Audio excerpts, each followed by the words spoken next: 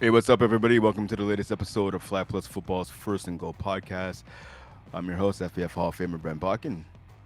And I'm your seven-time All-Star Quaysie Maule. Didn't it 8 times? Or did you said nine last time? I think no. I know it's eight for sure. Anyways, welcome to the show. So, why Quaysie checks how many times he's made All Star, as you can see on your screen there. Welcome to the show. A lot of stuff going Eight-time, on. Okay, yeah, eight. I was right. 8-time All Star. I thought it eight-time, was nine. eight-time All-Star, eight-time champion. There you go. Yeah, there, That's there a you go. that's a double boy. Call you the double eights, the double ocho. There you go. All right, so yeah, welcome to the show. A lot of stuff going on. Obviously, certain flag football tournament in Panama just took place over the weekend and last week. Obviously, a lot of stuff here in FPF going on. A little bit of problems with the new app, the League Suite. We'll get into that a little later. So, ladies first. Let's start with the ladies division. Yeah, Looking at the women's one division. So there were no games this past week. We saw week one. There was three games that went on. No games this past week. So week three kicks off this Saturday, September 20th. I can't believe September is more than halfway done already. Like I don't know where the time's going, but it is what it yeah, is. passes by fast. I think the Yeah. two fastest months that go by is I don't know. For some reason, I feel like January always goes by as fast, Yeah. and September. Yeah. I'm gonna throw August in there, kind of on an honorable mention list, because Yeah, true. yeah, Yeah, like I'm not like someone that is like an educator. I can't tell you how fast August goes by. People like a lot of the athletes here returning to school, and now we both been in that situation as well as athletes going back to school. Like this, the end of the summer goes by in a flash. You blink and it's gone. So again, the action kicks off this Saturday. We have Mercenaries, Turf Titans, and then Mercenaries, Turf Titans again on Sunday. So it's kind of a back to back, not home and yeah, home, since one yeah, game's in Brassard, the other game's in St. Hubert, but a back to back basically between two teams. It's always cool to see. Wolfpack against Icy Hot. Again, two veteran teams going at it. Should be good. Icy Hot then again on Sunday. So yeah, sorry. Wolfpack and Icy Hot on Sunday. Then on Monday, Icy Hot is back in action in Saint Laurent. I shall be scorekeeping that game. They're taking on Chaos. So again, two veteran teams. A lot of big names on both sides. Looking forward to that game. And then week three concludes also on Monday night, but down at Stade de Soccer, so at Papineau, with the Wolfpack taking on the Rock. So a lot of big games over the next couple of days. Pardon me, five in total, I should say, games for yeah. women's one. A big jump though, because you had Turf Titans. They played on September 4th, and their next game that they're playing on September 20th. 20, So 16 days. Yeah. yeah, it's a big gap. They Yeah. played week one, and then they got a bye week basically, and then now they're playing week three. So and then but they get at least they get their back to the back type of game. So like Yeah. they're gonna get their football in, but it's a big space of not playing football.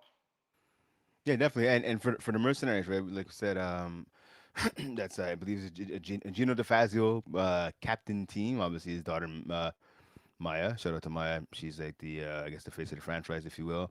Gonna be interesting to see, right? For Frida Lugano, a lot of other players on there. Phoebe Gervais, we talked about before, right? So a newer team, if you will. Some of those ladies have played before, but still a newer team in terms of experience and age. I'm looking at the roster right now. There is a plethora of rookies on this squad again. So to be taking on um, Turf Titans again. Turf Titans winning the Women's C Championship last year. Who Quincy, do you think this game favors? Again, like you said, a more than 2 week layoff for the Turf Titans, but again, taking on a team in the Mercenaries with a lot of new faces in the lineup. I think it's gonna favor Turf Titans just because they kind of got their first game out the way. Oh Mhm. no, Turf Titans. Yeah, Turf Titans Yeah, didn't yeah, play yeah, yet. No, Turf Titans. Sorry, Turf Titans played. They played Sea Sparks. So I think it's yeah. gonna favor them just because they didn't have a game yet. Sorry, just because Mercenaries didn't have a game yet. So Turf Titans are kind of they already dipped their toes in the water. You Mhm. kind of saying, but I think it would favor them. I think Mercenaries might take some time to kind of um, maybe connect with the team that they do have. I'm not exactly sure. I know it's a young roster, but I'm not exactly sure if a lot of these girls did play with each other for mercenaries. Um, I know Yeah, yeah. Maya, Frida and Maya played Phoebe. together. Yeah, I feel like they played with each other for a bit. Yeah. Um, definitely something to help Maya because I'm sure she's going to be the quarterback into this, but I'm not exactly sure about the other girls.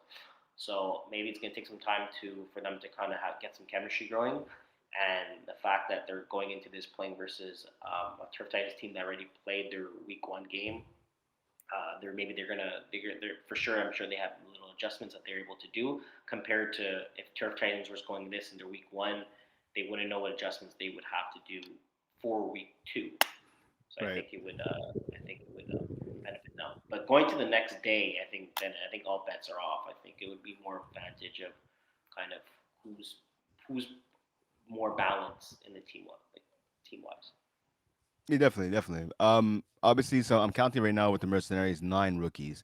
Again, doesn't mean they haven't played flag football in other places, but at least the FPF, 9 players who have never played a game here.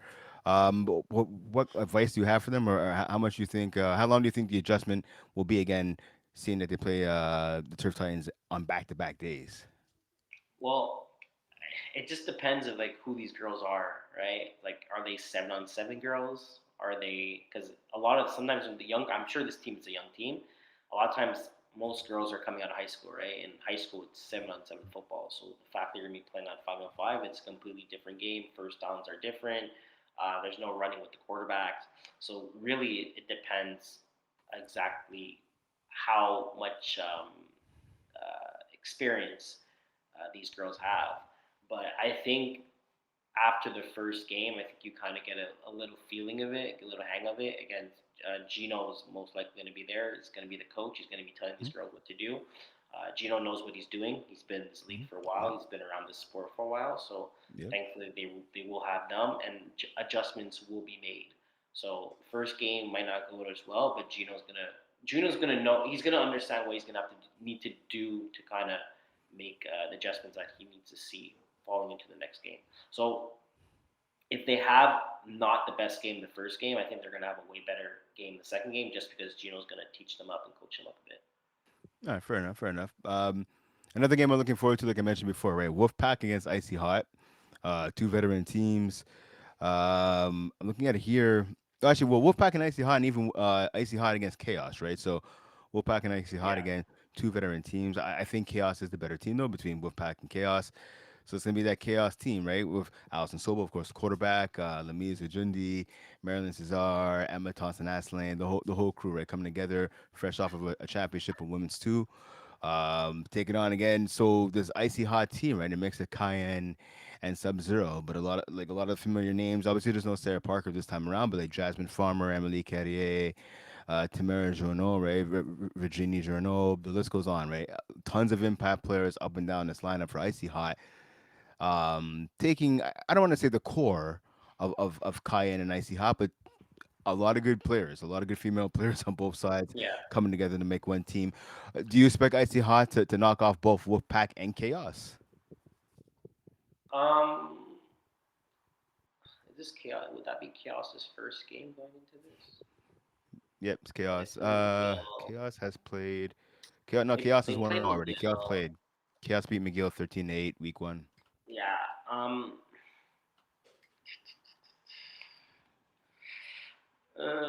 Yeah. I'm gonna give it to Icy Hot to win both their games going here. I just think again Icy Hot is a Division One team, especially with the girls that they have right now. If you look at the roster, we're kind of saying it's a Division One roster. Chaos, like as well. Chaos is also a They're a Div 1 team, Division yeah. One Yeah, roster. 100%. I just think maybe they're missing a bit of communication, also practices. I know Chaos is not a team that where they kind of like they all the girls kind of get along and they kind of practice. Icy Hot, even though I don't think maybe this team is doing practices, but they still have a lot of active girls in the U Sports and they're also practicing. It's not like type of thing like you're just showing up to play every week. You know, these girls are actually most of them are still getting some work in. Um, and I think it's gonna be the fact where Chaos is gonna have to adjust. So going into their first game against ICOT, I don't think they're gonna have the best game. I think they're gonna definitely put up like it's gonna be a competition game, competitive game.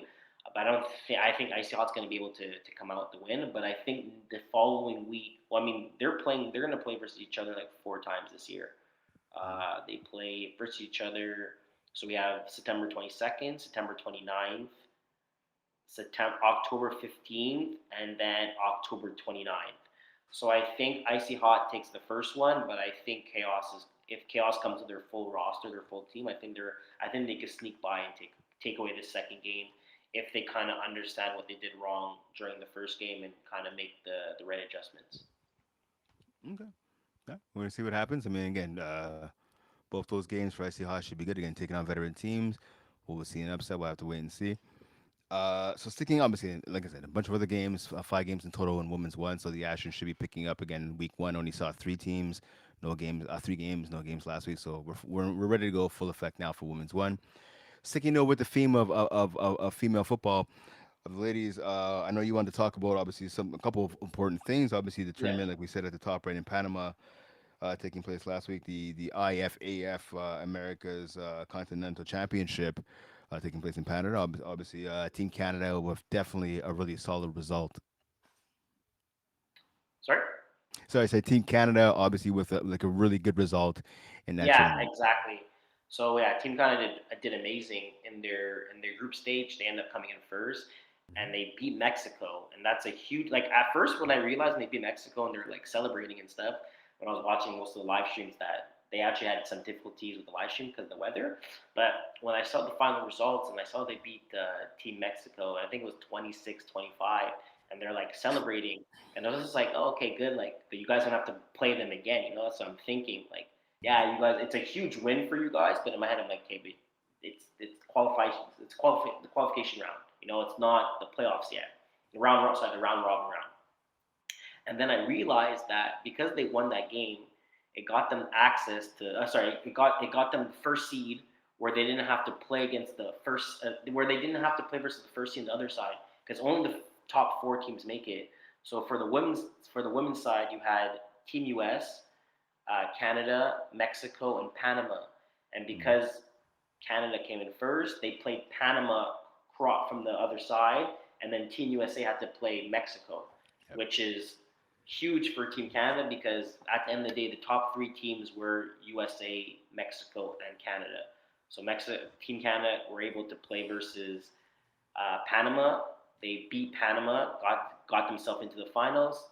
Team USA actually lost versus Team Mexico, so they got knocked out they got knocked out the championship game, and then Team Hmm. Canada ended up losing versus Team Mexico 12-0 because of a rain delay. Basically, at halftime, it was 12-0.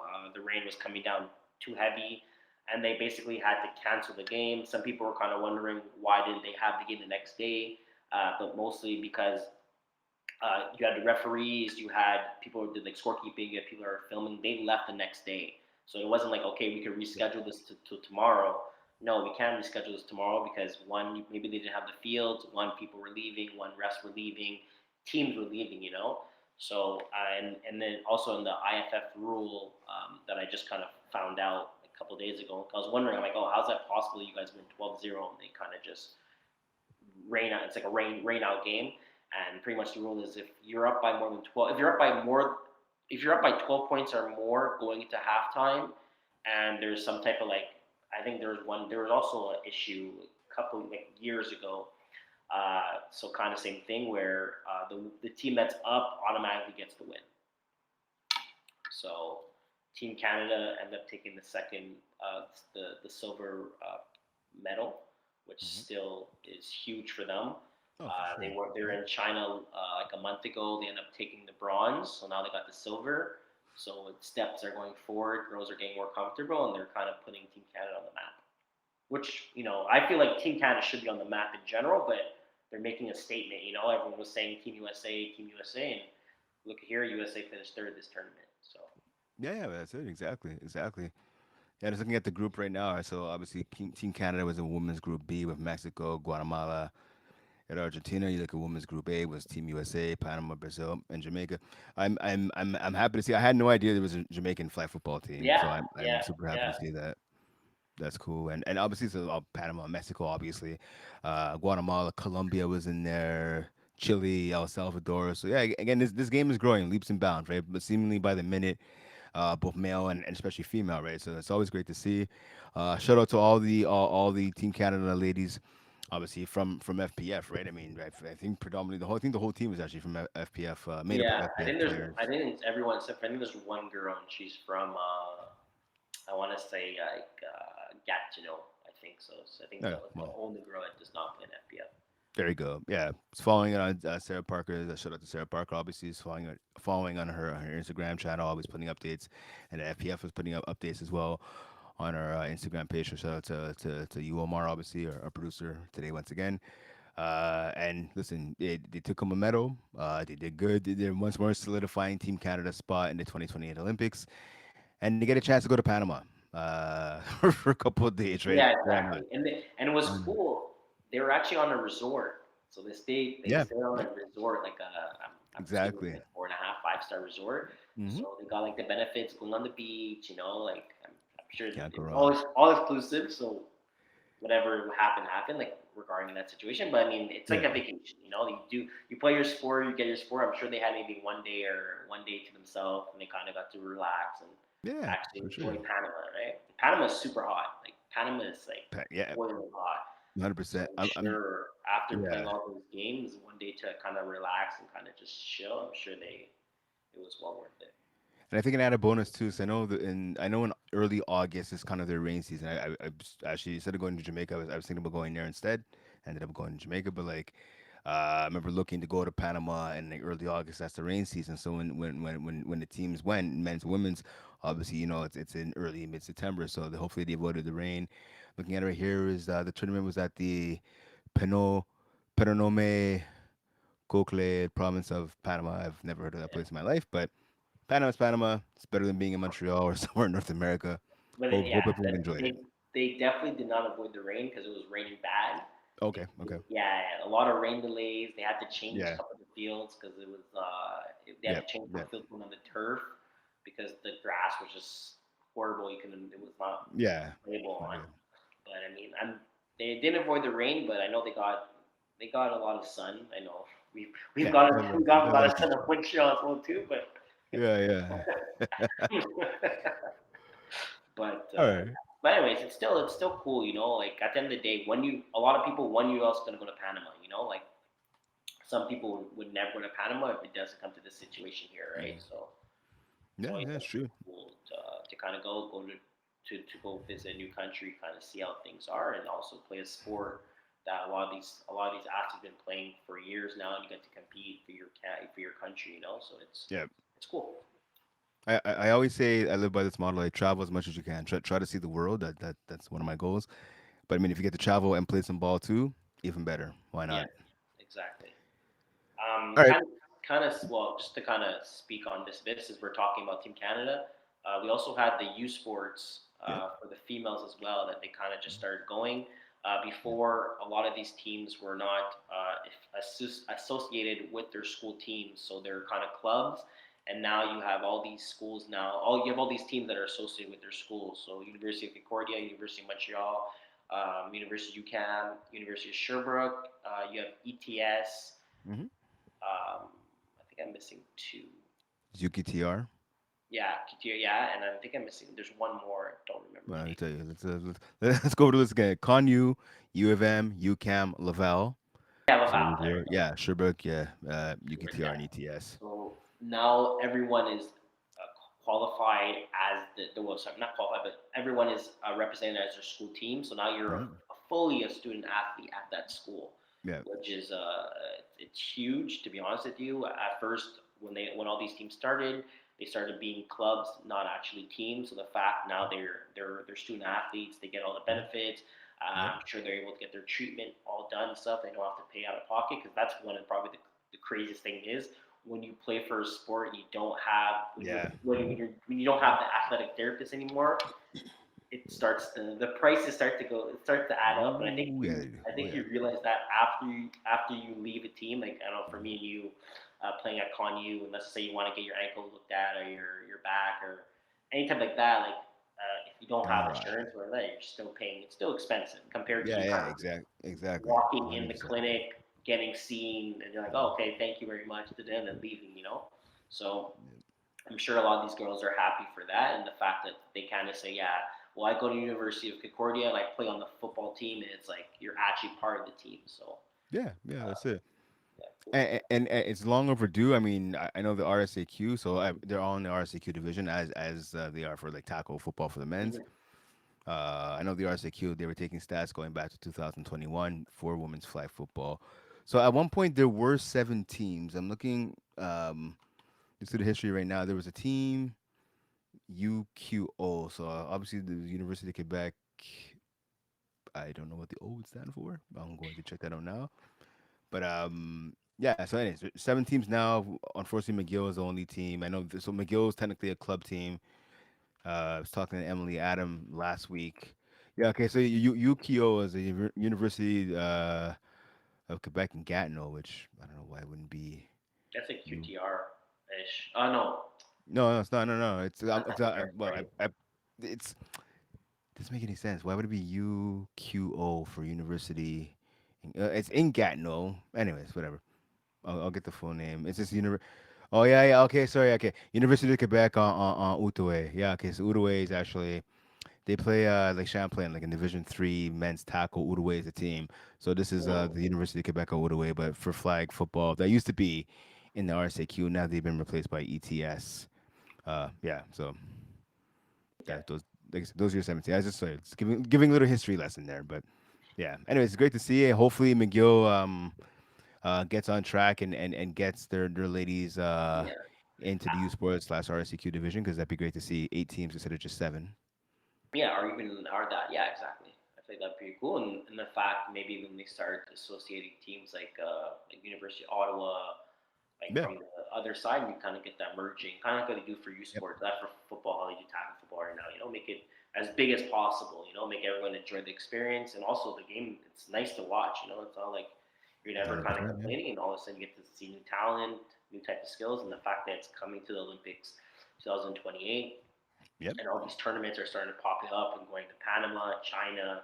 Hmm. I think 2026 it's in Germany too to qualify and stuff like that. So Yep. it's going to be just nice to see the sport just developing and kind of just going everywhere and playing everywhere. Exactly. All right, so yeah, congrats to all those teams. I mean, I know we before we went the air, we were looking at some of the rosters.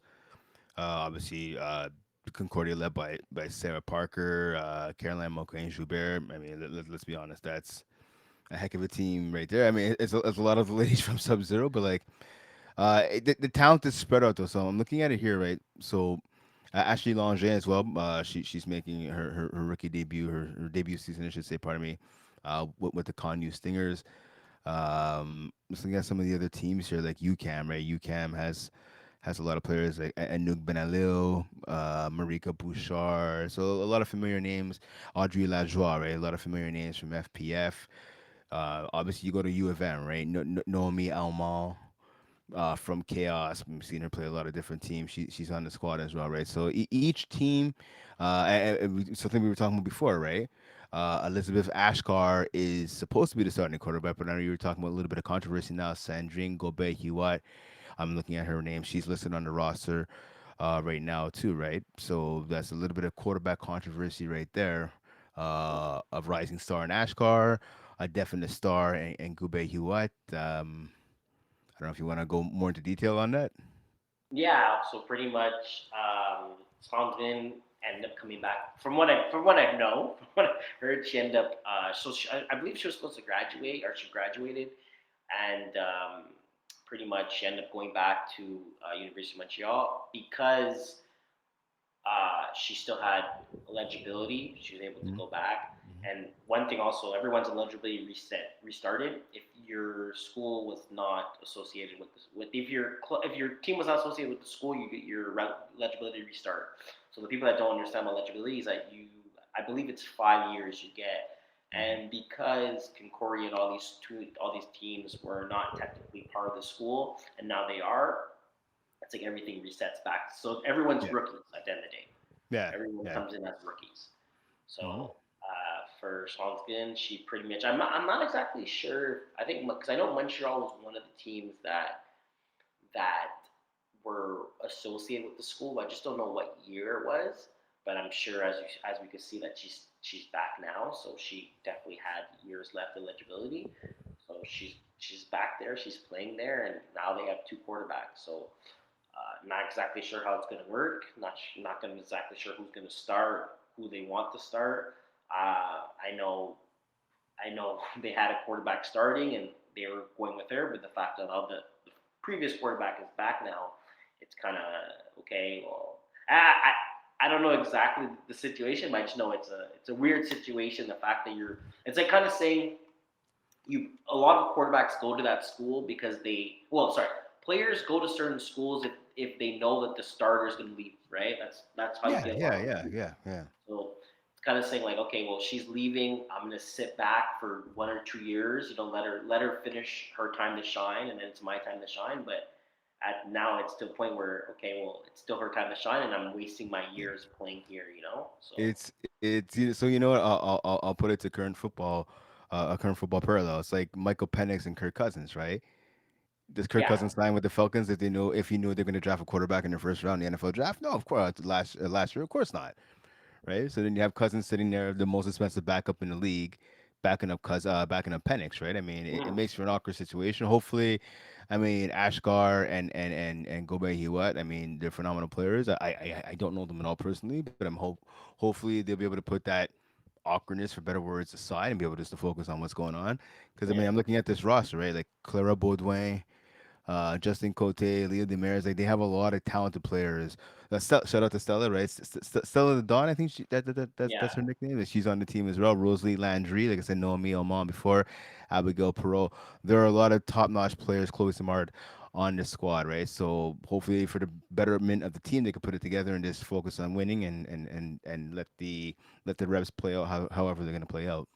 yeah, for sure. But I'm sure that that locker room is kind of awkward, especially if someone like Yeah, it's like oh someone's it's like one of them screw up, the other one's like oh let me go, I could do better, or I could do better than her because they're two really good quarterbacks, So it's 100%. Yeah, like yeah, pick your poison, But yeah, exactly.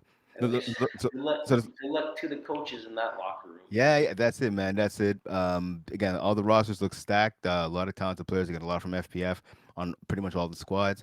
Looking at the standings right now, U of M. So they whatever quarterback controversies there are or there aren't, they're 3-0 right now. Yeah, So props to them. Sherbrooke in second with a 3-1 record. They're tied for points with Connu, both at 3-1. UKTR 2-2, and then Laval 1-2. UCAM 0-3 and ETS 0-3. So we'll have to see maybe those teams in the back, UCAM and ETS, can kind of pull up the rear of the standings. But again, an exciting time to be a flag football fan. And obviously, in the case of a lot of these ladies, an exciting time to be a player too.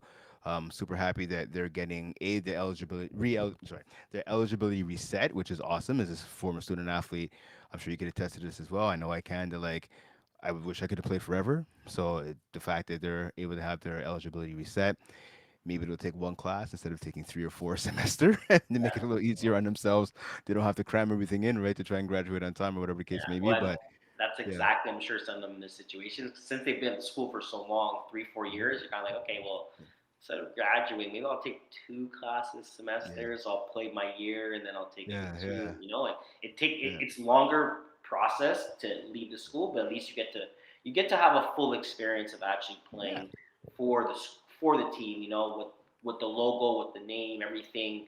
You get the cake, you get the fork, you get the plate, you get everything you want. There you go. Like There you go. Put some ice so. cream on top. Exactly. You get the full experience, like you said, and you know what? You get to hang around with your friends, people you consider family. You get to play with them a couple more years, have a couple more road trips, have a couple more laughs, Yeah. hang out after the game, whatever the case may be. Enjoy it. Hmm. All right. So that's with the ladies. So again, congrats to all the ladies, and again, 5 games this week for week 3. So try to check them out. Let's go over to tier 5. Let's go tier. I Uh, was gonna go to co get. I was gonna okay, do cool, co cool, cool. three. Let's go. Yeah, Let's go to Koi then. Cool. yeah. Cause co three, there's not a lot Mhm, happened. mhm, We had Mavericks played Big Steppas. mhm. Mavericks won that game 45-6. So again, we kind of talked about Mavericks team with Xavier Couture as the Yep. quarterback there. He had Maya, we had Phoebe, we had Diego, Jake Roberts. So a lot of the Mavericks uh, actual Yeah. physical flag team as well. We're kind of saying it's a young team, but everyone's. I feel like everyone's on the same path, on the same track, and I think this is the reason why they won 45-6 with Xavier Coetzee had a really good game, 17 for 17 for 19, 19 for 17 of 17, 19. Yeah. 252 yards, 6 touchdowns. So he did a great job, and their defense did a great job as well. They got 5 INTs going into this game. So I'm looking at it here. So Xavier threw to like 9 different receivers, which is awesome. Everyone got to touch the ball. Like you said, their defense as well, right? I'm counting right here. Three, four. They had 5 INTs, one run back for a touchdown by Diego Lahuna. I'm pretty sure it has to be Lahuna because they don't yeah, pronounce the J. Again, I talked about last week how I saw him play football. I want to say I think it's for Laval, the Bulldogs. I've done so many tackle games over the last couple of days. yeah, It's you said blending LeBron together. Bulldogs. Yeah, Uh, yeah. yeah, Phenomenal athlete, good kid, and sister Rhea Frida obviously making an impact in the game as well. Yeah, Big Steppers, not a great debut, right? I struggled at quarterback. The quarterback, Hudi Floriso, 12 of 35, 105 yards, one TD, but then 5 INTs, right? That's not going to get it done. But again, this is a kind of a newish team as well, right? They have time to get their act together. Big Steppers, their yeah. next Well, test are 0-2. that was their second game, right? So Yeah, they yeah, lost versus Route Runners yeah, 25 exactly. 6, and then they lost So six they're 25. so get this. They're off now. There's bye weeks and then there's bye weeks. The Yeah, next it's game for crazy. Big Steppers is October 4th. Wow. That's crazy. I That's mean, week. they're gonna need to That's week practice. It is five. what it is. I'm not trying to be mean. Like they obviously need some practice, but September 14th to October 4th. That's yeah, that's a long Yeah, time.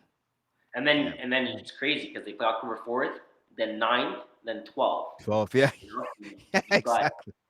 you Yeah, yeah. get 8 days, three you get games. three All right. games in 8 days. You know, so Yeah, it's like that's it's the oof. point. Their season. Well, I think everyone makes playoffs. And what three? Yeah. No, no, one No, team doesn't make no. There's playoffs. one So team that like does. to be There's one honest team that with doesn't. you, their season, and it's kind of crazy to say, but their season could be done by week 5.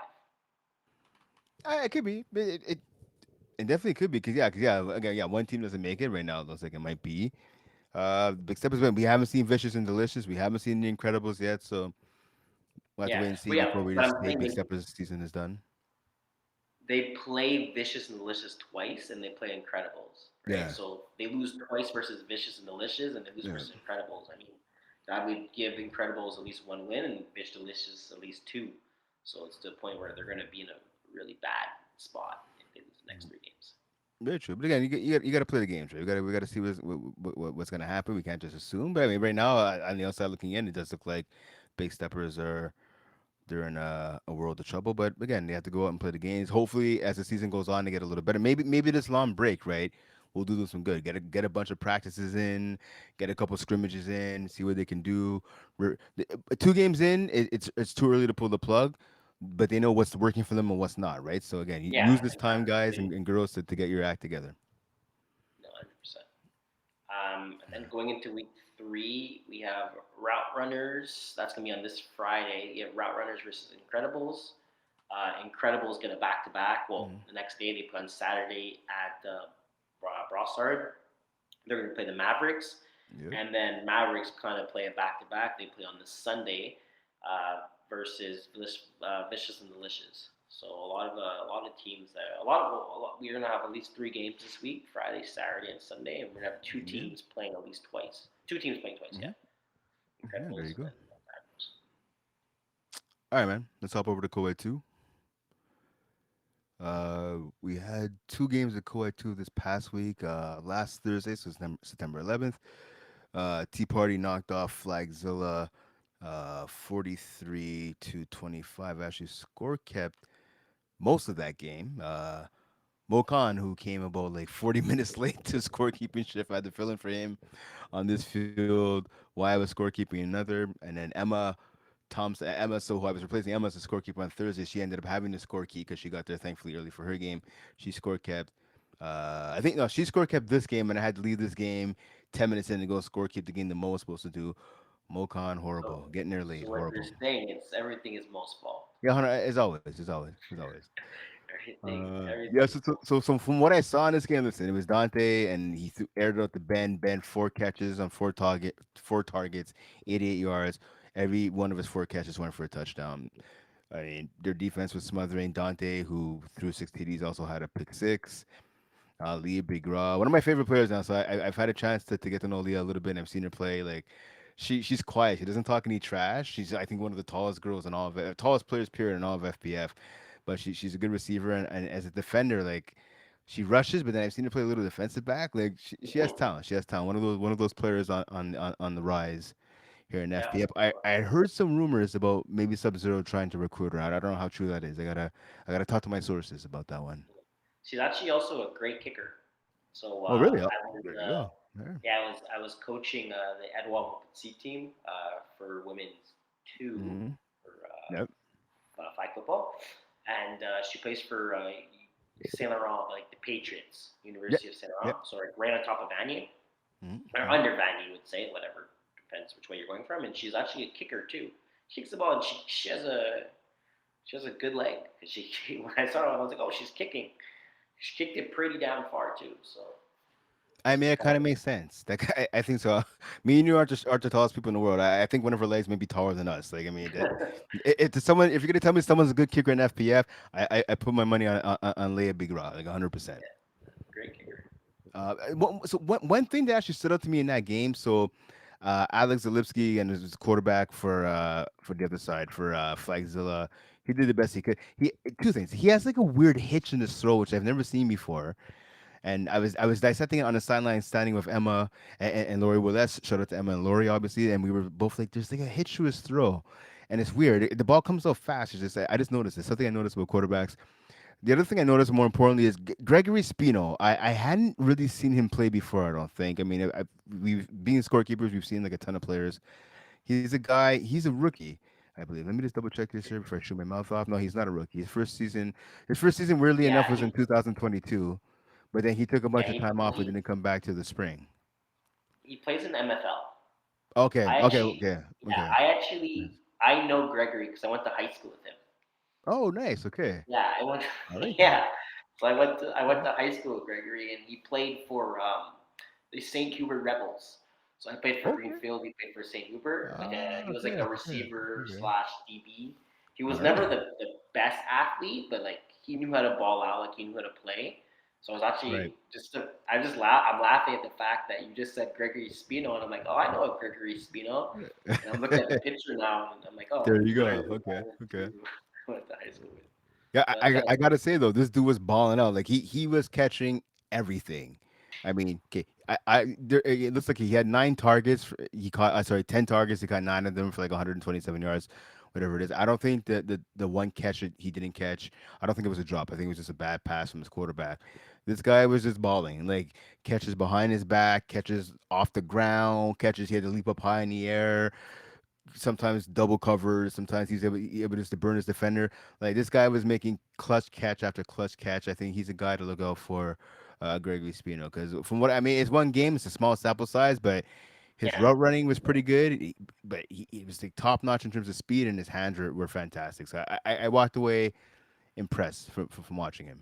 Are we saying an early receiver of the year for co-ed two or?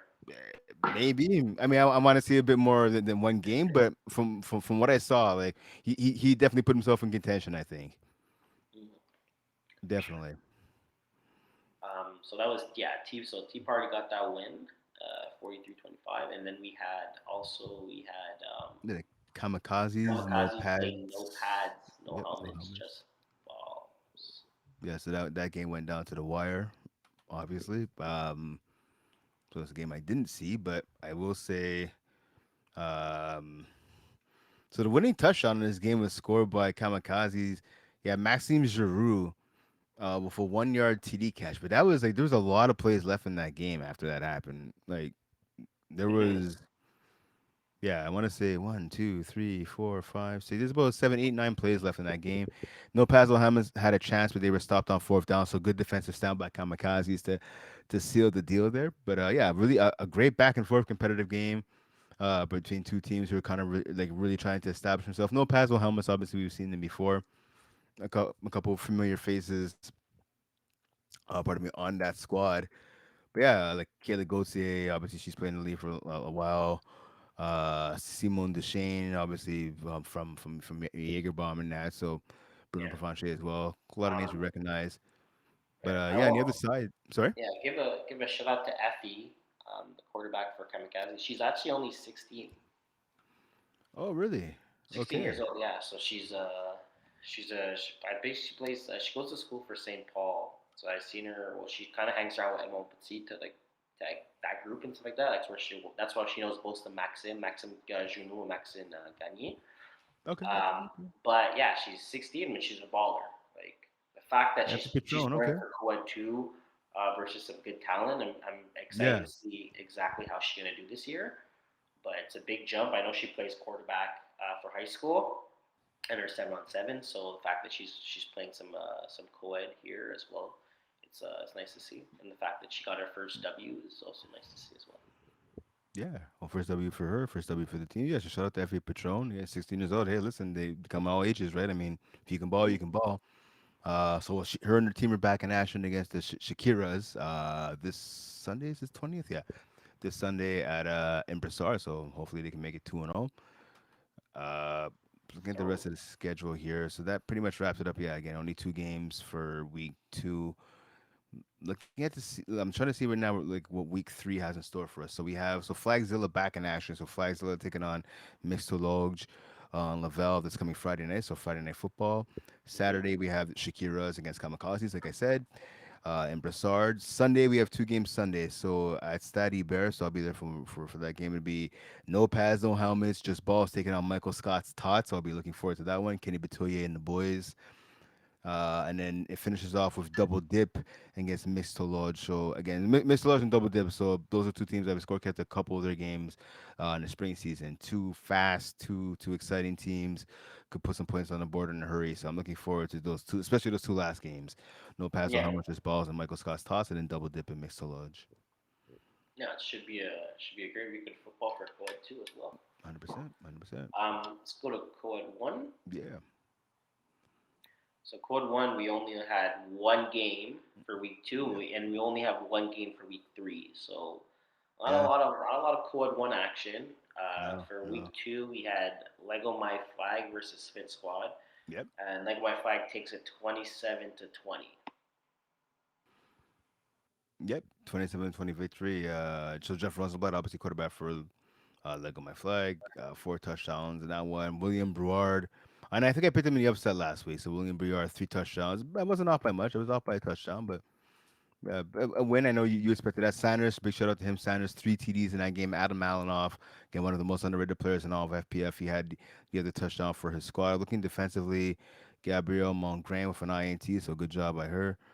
5 sacks though. So Alexi Galarno, pardon me, Garlano, yeah, that's how you pronounce it. 5 sacks for his team in that game. 5 sacks for fifth squad, and somehow they still didn't manage to win the game. That's heartbreaking for him. I feel bad for him. You can't do anything more than that. 5 sacks is 5 sacks. Yeah. Some, Well, like, it's her, her, yeah, her, yeah. her.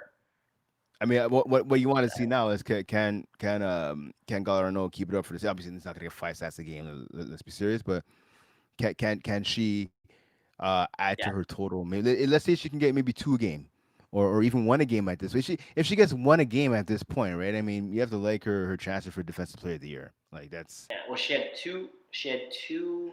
I'll show it up here. Defense. She had two. The 2 in first week game and one against Leg five on in My the second Flag. game. So she has So 7 already, right? yeah. So She has 7 with 8 more games to go. do you find that's kind of frustrating sometimes when someone like I'm not someone that kind of looks at stats some wise, but sometimes let's say if I want to win like defensive player of the year and like I look and I see a guy already has like 4 picks and 2 pick sixes in the first week, I'm just like, okay, well there goes kind of defensive player of the year because No. that's so that's so many stats. No, no. See, see, my thinking when it comes to INTs is different. What that tells me is let's not throw the ball at that guy too much, or that lady too much. It is what it is, right? Like if they're a Mm, ball hawk, they're a ball hawk. But I think so much more goes in the ints. Like you could have a tip pass by your rusher that you pick off. You can have a Yeah. bobbled ball by the receiver, or the quarterback slips or throws off his or her back foot, and it lands up in your chest or in your hands. As a rusher, I mean, stuff happens too. The quarterback can slip, or the receivers run the wrong route, and the quarterback kind of freezes. But as a rusher, it's more determined on exactly what you're doing No, as no, a no, no, rusher. no. Yeah, exactly. No, sorry. My question was like, do you like? Okay, you know when you ever look to get receiver of the year, right? Like, just say Yeah, you're checking to see, trying to, yeah. and let's say by week one, you're looking at the stats, looking at Mhm. whatever, and you see someone already with 5 touchdowns and 200 yards in week one, and then you're heading like, okay, well, I'm not winning receiver of the year this year. I'm gonna have to go try to get something else. No, no, no. But just because like that's the point I was getting to. Like, I mean, uh, is that week impressive? Yes, but it is like it's a Super Bowl decided. When the Eagles beat the Cowboys on Thursday Night Football to kick off the year, oh, should we have the end of the season right there? But like, yeah, Eagles are gonna win the Super Bowl again. No, And, because it and, was a and I that understand. was an ugly win. Yeah, it's an ugly win. No, I Ugly, hear you. I understand your ugly point. win for that for Yeah, the yeah. And Eagles. listen, you have like 3 or 4 or 5 touchdowns in week one. Does that put you in the driver's seat to win that award? I think it does, but you have to play your other 9 games, right? Well, that player has to play their other 9 games. Is you still have to play your other 10 or 9 or 8, whatever the case may be, right? And that one, I think at the end of the year, no one remembers at the end of the year that someone had a 4 touchdown game, like Marvin, right? Marvin won receiver of the year in Division B this past season. I can look at the He stats had a, and tell he you had a how many. 7 touchdown game or six. Yeah, so okay, 100%. But like, was it really a landslide? Did he win the award? I mean, there were some other really top competitors in there. It just happened to I, be that. I think I think because I'm the one that I was like in the community that did it or whatever thing, but I think it was pretty. I think it was him and someone else. Yeah, there was him and somebody But 100%. Okay, the, so that definitely it's helped him. no, it helps for sure. It helps for sure. I'm just saying. Okay, I'm thinking about this through the lens of like not the NFL season because it's different. 17 games where you do something in week one, no one's gonna remember by week 9. Yeah, FPF is exactly. different, right? Because The monster. there's 10 games in FPF, but the seasons are like 13, 14 weeks, right? So I think it should, and maybe it does from what you're saying, but I don't think it should matter. If I had 4 touchdowns in a game in week two, it shouldn't have a gigantic impact over the end of the year awards, right? Before the playoffs are decided, right? I think you should take my season in its entirety and weigh that versus I had a really really good week 2 or a really really good week 7.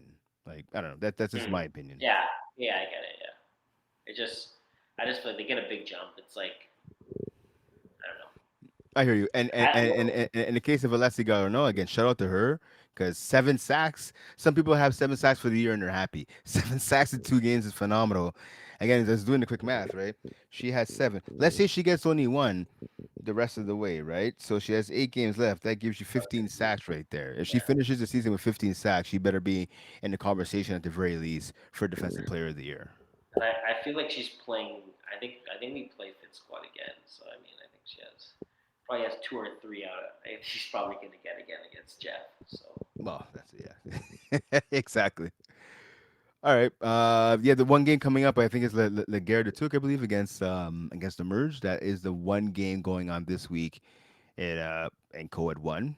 yeah, Yeah, so we can see Marc Andre Reeves again. That's taking place next Monday. So next Monday in St. Laurent. So actually, yeah, I have a chance to check out that game. Again, Laguerre Took, 10 p.m. taking on the Merge. So Laguerre Took, looking at here. So yeah, so Anthony Drysdale, still very James raw. Drysdale should be there, I Yeah, James should be imagine. back. He's, Yeah, Alex Zalipsky. I don't know. I imagine he's going to be throwing. yeah, If you he's look at the throwing. roster, no one else could be throwing. Other people can throw. I don't know if they are. Gabrielle Poisson again of Chaos and formerly of the IG team. She's a great player. Like Yeah, tough as nails, great defender.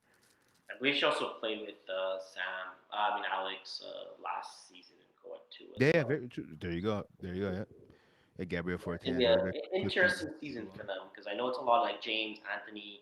I'm not sure they ever played with Alex before, so just to have those two on the roster, which is Yeah, it's big additions, but it's, it's sometimes true. also him as a quarterback in co-ed one too. He, We just saw his stats for co-ed two playing versus Tea Party. yeah.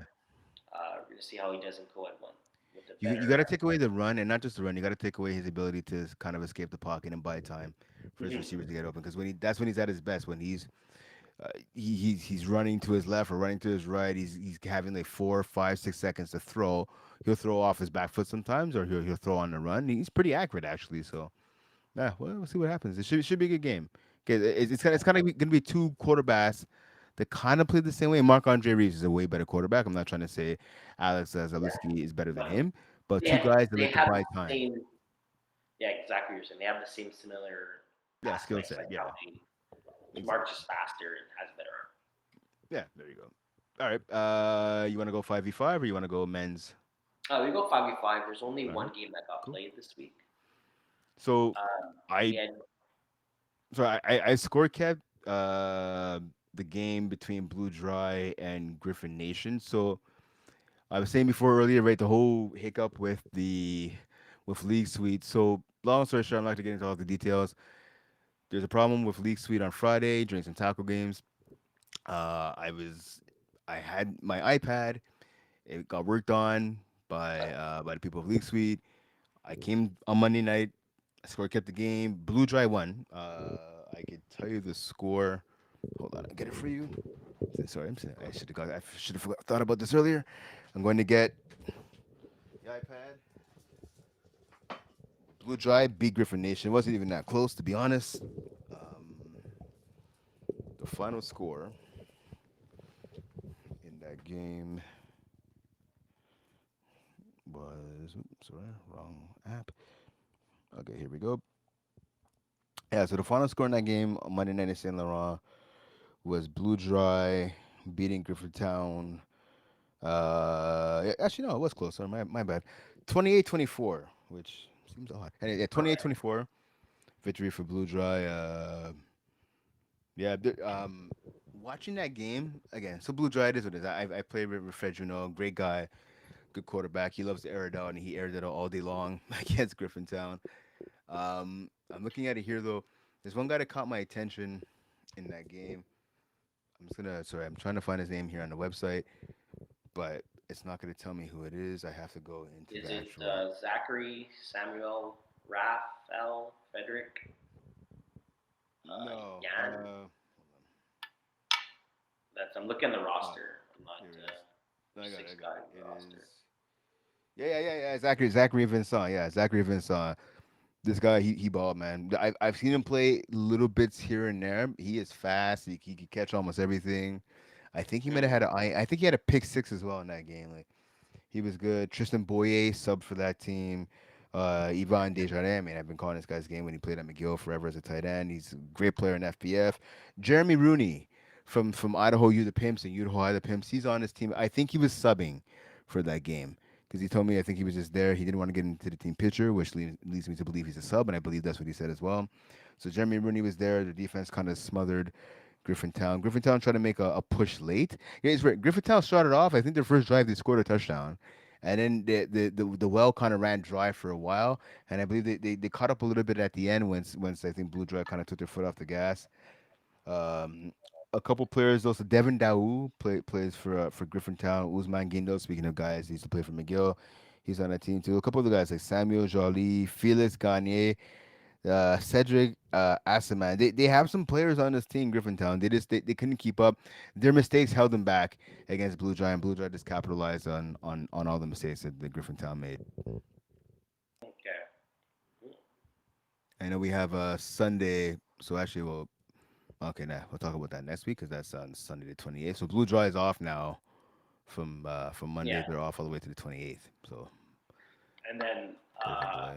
September 14th. So that was the Sunday. Yeah, wait, sorry, wait. September 14th Today's was the a Sunday. Yeah. So that was on the Sunday as well. You had Green Monster that ended up playing Griffintown, and Green Monster won 35-32. So Yeah. Griffintown again, slow start for them. They're gonna be going into the season, going into week 3, 0-2.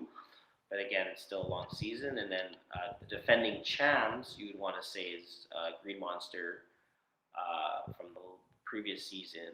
They're going to start off their season 1-0. Just Let me check this here. Um, then I got a message from Darnell uh, from Green Monster. So shout out to them. Obviously, like you said, 35-32 victory over Griffintown. Jason D'Souza, If they stand-up played guy. backfield before. Sorry. I'm not. I just realized I said 1-0, but I'm assuming they ended up playing versus backfield back in week one on September 8th. But because of the issue with the website and stuff like that, I guess maybe the results didn't come out. Yeah, yeah. So maybe No, they're two that's zero. 100% what happened. I can concur. I could confirm 100% that's what happened. The game definitely Maybe got they're played, but maybe because of they're the website two and issues right zero, now. or they're 1-1. Either or, they have one win of the season so far that we know of, that I know. All right. Anyways, yep. So Green Monster off to a good start in Griffintown again, 0-2 right now. Olivier Sabrin, I mean, I like the quarterback though. He's good. I think so. I don't know how much 5v5 experience he has. I think the fact he got called a lot for not getting rid of the ball in 7 seconds, kind of panicking, some throws. A lot of the so his interceptions, at least in the game against Blue Dry, at least two of them went off the hands of his receivers. He had some good balls, a ton of drops, which didn't help. But I like Sabre as a quarterback. I think he's better in the 6v6 game versus the 5v5. But maybe it's just a thing where he just needs more time to play 5v5 and just get used to everything. Because again, it looked like he was just panicking a little bit here and there, No, it kind of getting makes rid of the sense ball. too, and also the fact you can't run either, right? 5v4, Yeah, yeah. you can't Well, what he physically run. yeah. Well, what he So, would do is one of his receivers would get the snap and then toss it back to him so that he could run, but okay, so the yeah, rusher knows what's happening then, right? So I mean, anyways, he did have one touchdown run in the game against Green Monster. He had 33 yards rushing, one touchdown, but it'll take some time. It's early in the season, right? You don't want to write off anybody just yet. yeah. And then we All have right, going into week 3, right? So this Saturday we're gonna have Green Monster versus against the Pack. Pack is back. Yep. Yeah. So I'm looking forward to So this game. I'll tell you why. So the quarterback is so I'm looking at the rosters. I was like, okay, I know last week we said it's probably going to be Kyle Fulkerson. It's not going to be Kyle, and it's not going to be Von Van Vliet either. Yeah, sorry, Von Van Vliet. It's going to be actually Sam okay. Anastasopoulos. He's going to be the one. He's going to be the quarterback of the squad. Ooh, interesting. Yeah, so phenomenal receiver, great defender, member of the commission, great guy looking for his first championship. He's thrown a bit though in FPF. He's thrown a bit. He threw for the Packers back in last fall season. He threw for the Packers back 32 touchdowns, only 8 INTs. Threw for just over 1,200 yards, 53 completion percentage. So it's not his first dance as a quarterback. This will be his second time as a full-time QB. So hopefully he can build on what he did last fall. Again, this guy he knows football. He's smart. He's a team player. He will run through like a wall for you, and like he's tough as nails. He never wants to come off the field. Like he's tough, and he's a good leader. So hopefully he can lead his team to a W again as they get set Yeah. for their first game of the year. It shows he threw in Tier 4 in fall Yep. 2024, and this team went 7-2-1 and ended up Yep. losing in the quarters, I think, versus In and Out. That's it. I'm looking at his So roster. Like there's some talent on this team, man. We'll call Ferguson, right? He's a decent receiver. Andrew Steinberg. They got the Bertoldi brothers. So Marco Bertoldi, again, a veteran, has been in the league a million years. He's still a playmaker. His brother Peter. So Peter Burrs is actually Peter Bertoldi. He played on my team this past season.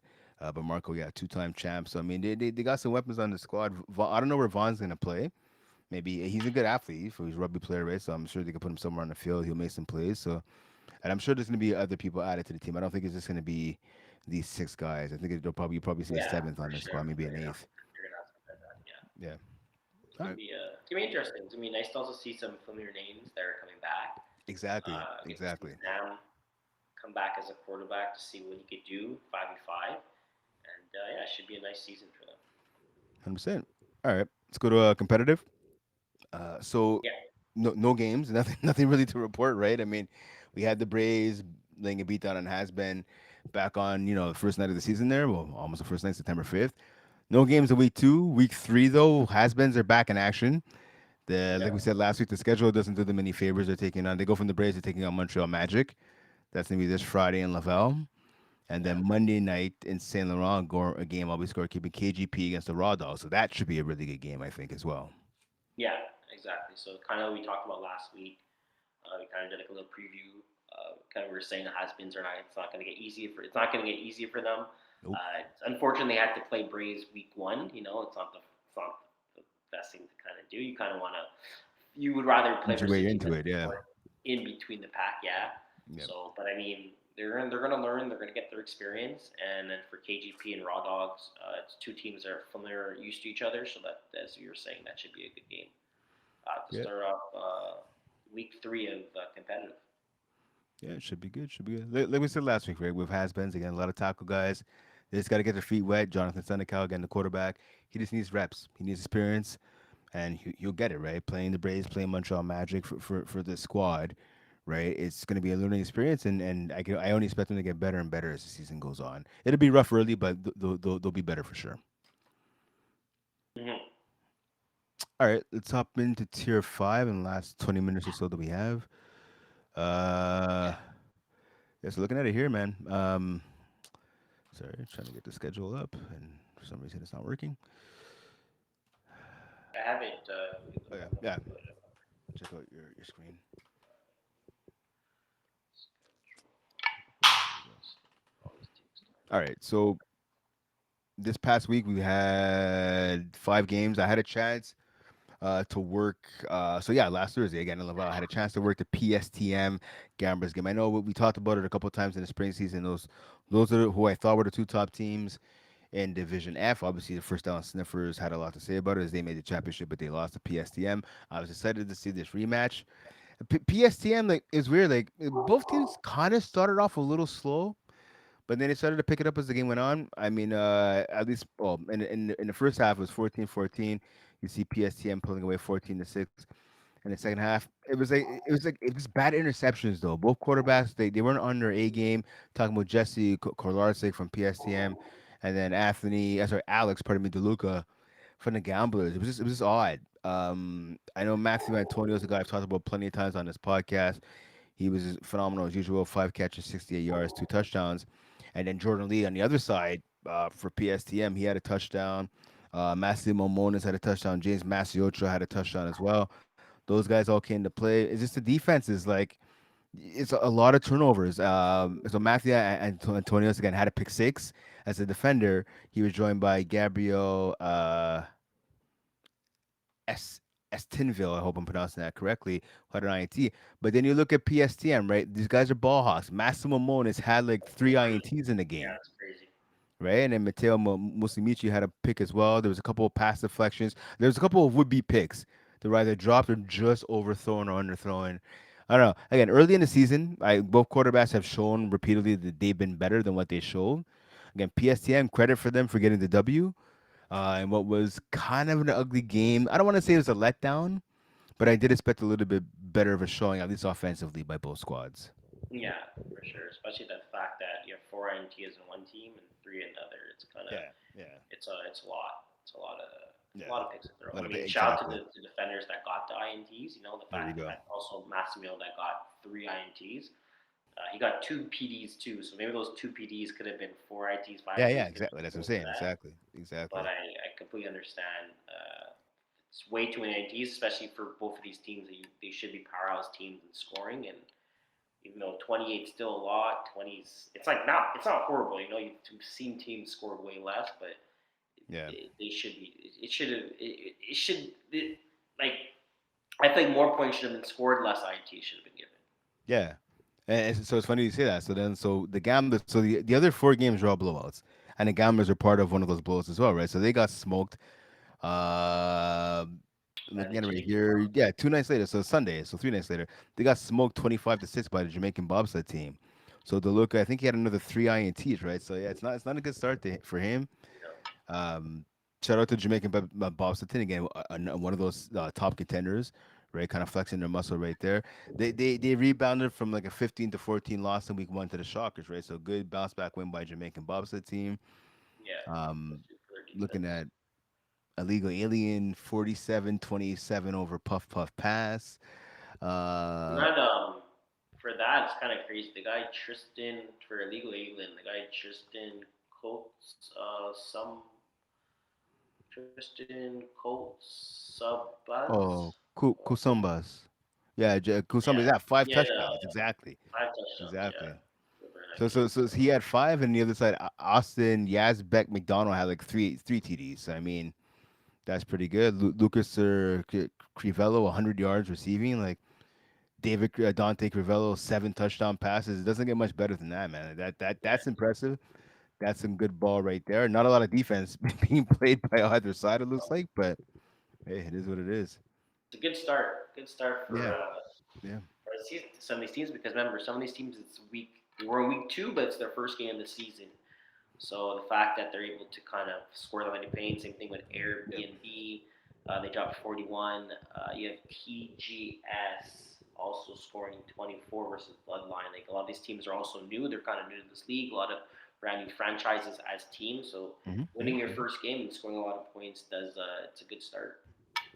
And I gotta say, also for Illegal Alien in their win, 47 is impressive. The thing that impressed me the most, besides the seven touchdowns by the quarterback and five touchdowns by Tristan, was the fact that conversions. Right, we've seen a lot of teams, old and new, but especially new, struggle going for the extra points. I'm looking at it right here. They got five of them. Did Yeah, Illegal Alien? That's I mean, all five they got were for one. But I mean, hey, listen. Uh, some teams struggle to get two of five or three of five, right? These guys yeah, are serious. you get strong. They went five for five, 1 point conversions. That's pretty solid. Hopefully they could continue that streak going. You know, because they Yep. scored. If you look at it, they scored 47. Sorry, they scored 47. So that's seven times seven is 49. So I think they scored six touchdowns. No, seven touchdowns, six touchdowns. Mhm. Three, seven. Yeah, All right. yeah, Yeah, six. you already talked about TGs and that TGs win though. It was 6-6 at halftime. Then they outscored their opponents 18-0. So they dropped 18-0 on the bloodline in the second half, which is why you see a 24-6 total. So shout out to the TGs on getting their act together in the second half. Quarterback Mano, I want to hope I don't butcher this. Kaliotzakis, yeah. Kaliotzakis, four TDs in that game, so shout out to him. Good job there. The defense had three INTs from quarterback Matthew Scarrier. Looking at the upcoming matchup, so I think right now this is a pivotal point of the season for the Gamblers, right? We talked about them potentially being a good football team. Well, you know what? They're taking on very good football team this Saturday in Broussard. Yeah, I got all excited when I saw that. I said, I'm going to use that line. So Saturday in Broussard, Gamblers against very good football team. Like I said, the Gamblers right now they're sitting on 0-2, 0-3. It's not going to look so good. We'll have to see what happens. If they fall 0-3, Quaysie, do you think their season is over or no? Well, looking at Tier 5 for teams making playoffs, there's we have 13 teams, 8 teams make playoffs. You have Gamblers going two, Puff Puff Pass going one, football team. So if they go, full team will be 1-1. Cafe, I wouldn't say no. I would say they're still fine. Just because the bottom teams that the teams that are at the bottom right now, you have Cafe 67. They're a team that Mhm. usually struggles from the Yep. past. I'm pretty sure they didn't do so well the previous year. Bloodlines also other team that hasn't done so well in the previous year. A very good football team, also is a team that hasn't done so well. Puff Puff Pass, I don't know exactly. I think this is their first season with that name, and I don't think Gambler. And then there's Gamblers, so it's kind of it's to a point where you have Vengeance that hasn't played a game either. They haven't done the best, and those are the teams. So at the end of the day, like if Gamblers do start 0-3, I still feel like it's doable to finish maybe 5-5 or 4-6 and still get a chance with those to make that playoff push or well, to make the playoffs because a lot of these teams haven't went above 500 in the past two seasons that they've been in from the teams that they're. So for a very good full team, Bloodline, Cafe, and Vengeance, I don't think they've had a positive season so far yet. So I still think even going 0-3, I still think they have a chance to make playoffs. All right. Speaking of engines, they're taking on this Saturday also in Broussard. They're taking on our Airbnb. And then the final matchup for week three will be Puff Puff Pass taking on PSTM this coming Monday night at 9 p.m. at Stade de Soccer. So again, Puff Puff Pass. they're coming off of a win. Sorry, loss. Pardon me. Illegal alien, like we said, 47-27. So Pro Pass looking to get into the win column. And obviously the pardon me, PSTM looking to make. They're looking to have the record go to 3-0 again because they beat the Shockers in week 1, and as you said, they beat the Gamblers last Thursday in week 2. So we'll have to see how all that shakes out for Tier 5. Let's hop into Tier 4 here. Yeah. So tier four. Tier four, as we said, tier four is the biggest division we have. We have Yeah, 33 teams in this division. So we kind of talked about most of the things yeah. last week, and this week we had 7 games that happened. Hmm. Um, Anything sticking 8. Well, out to you? technically there was 8. I score kept the Voodoo errors Oh, okay. University game, but again, the whole thing with the league suite not working. Voodoo won that. Voodoo blew them out. I'm not gonna lie. Voodoo that game was not close after the first 10 minutes. Voodoo blew them out. Airs University, they're in trouble.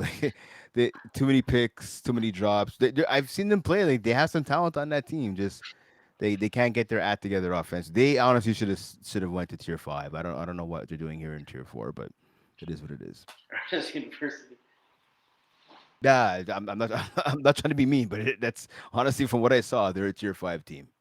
Okay. Well, sorry. What was the score for that game? Sorry, didn't. I will check it out. I will check it out right here. They Shout did. out before. Hold on, I'm gonna find the score here. Shout out to Frank K. So Frank K got interviewed by Chris Rive. It should be up on the Instagram channel for FPF. Frank K was great in that game. He was dissecting their defense. The final score in that game was Voodoo 39-12. Okay.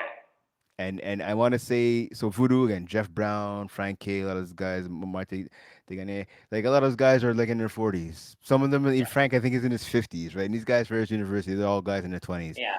Like it shouldn't have been a blowout like that. Like, anyways, Exactly. Like, it is what it is. Voodoo's a team that they sometimes Voodoo goes 2 ways. It's either they get blown out, Yeah, exactly, or exactly. they Yep, make it yep, a very close game where yep. usually maybe they lose, maybe they win. But for the fact that Voodoo's blowing you out, I mean, Yeah, there's a and no disrespect to Voodoo. I know a lot of their guys are a bit older and they're just trying to find their footing to find what division they are. And I know they're trying to bring some younger youth towards their team, yep, but Voodoo is a team that's not supposed to blow out that's not supposed to blow out teams. They make it a game, and either they lose or they win, or they end up losing. As again, like we kind of see, Voodoo played Texas Wales, and they yeah. lost 42-24. So those are the games that we're kind of used to seeing. So the But fact that they're really, I'm surprised. So sorry to interrupt you. I'm surprised at that because Voodoo for the age and that their team has been together for a long time and they have veterans. This is what it is. And Frank K admitted, I think Frank K would be the first to say it. If he doesn't throw away the game by throwing bad picks, his team always has a chance. Because guy like Kevin Marcel, who plays for Jagerbomb and a ton of other teams, he's a really good player. He's the one guy I don't think is in his 40s just yet. He's still fast. He has great hands, great defender. You can put him on rusher. You put him anywhere on the field. Kevin Marcel will make a play for you no matter where you put him. The rest of those guys, though, still making plays, but again, guys in their 40s and 50s. But I'm surprised though with the Texas Whales. Texas Whales are a team. Listen, Tyler Cousins. I see you're looking at the quarterback right there. These guys are chokers. They have tons of talent, and every big game I've score kept or seen them play, they always find a way to choke it. They find a way. They still defeat from the jaws of victory. These guys in most games, not all, but in most games. I'm happy for them. I'm happy they got a big blowout win over Voodoo. Hopefully, the ship goes in the right direction now because there are some talented players on that team. So speaking of Texas Wales, Chaz Pisano is a guy I've seen play a long time. He's good, a big tight end looking guy. He lost a little bit of weight. He has good hands. But I've been let down too many times by Texas Wales where either I picked them for a division that I'm running for, or just I've picked them just randomly, thinking, okay, I'm gonna score keep these games. I look at the schedule ahead of time, like these guys can ball, and they let me down. And I'm happy they got a big win. I just want to see now if they can be consistent with their winning because Texas Wales, they're a team kind of like you said with Voodoo. They'll either get smoked or occasionally they'll smoke a team. mhm. Big win by them. Hopefully they keep it up. We'll see what happens. But Voodoo, yeah, again, Voodoo, it is what it is. Frank was on his game. When he's on his game, his team always has a chance to win. He was on his game Monday in Saint Laurent, hence the beat down of Vegas University. Again, a team that's in a lot of trouble right now. They got smashed by Glow Gang as well, right? Last Thursday, 35-6. LFL. I was there for that one. Mo actually, well, Mo showed up for that game, so Mo score kept that game. But I was watching while talking to Mo and whatnot, and yeah, it's not a good look. Uncle Rico's Riders beat Flag Dealers, so I did score keep that game. That game was close, man. Flag Dealers, I've said for a long time, Mark Haddad and a lot of those guys, they have talent on that team. It's not a bunch of scrubs.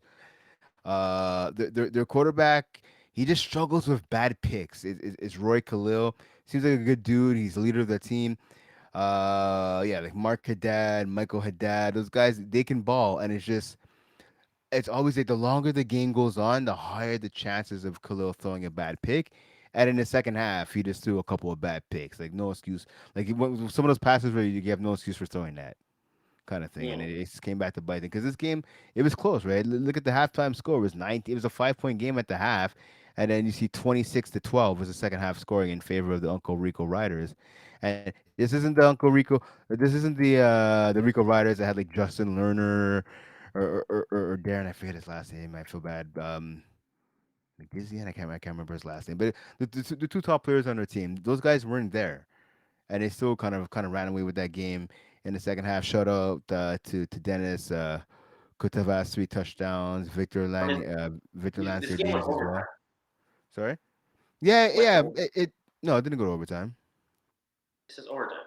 Flag Dealers and the Regal Riders. No, it didn't go to overtime. No, Team Ethic versus Uncle Rico Riders. Oh, Or I wasn't talking about that game. I'm at a Sorry. whole different game.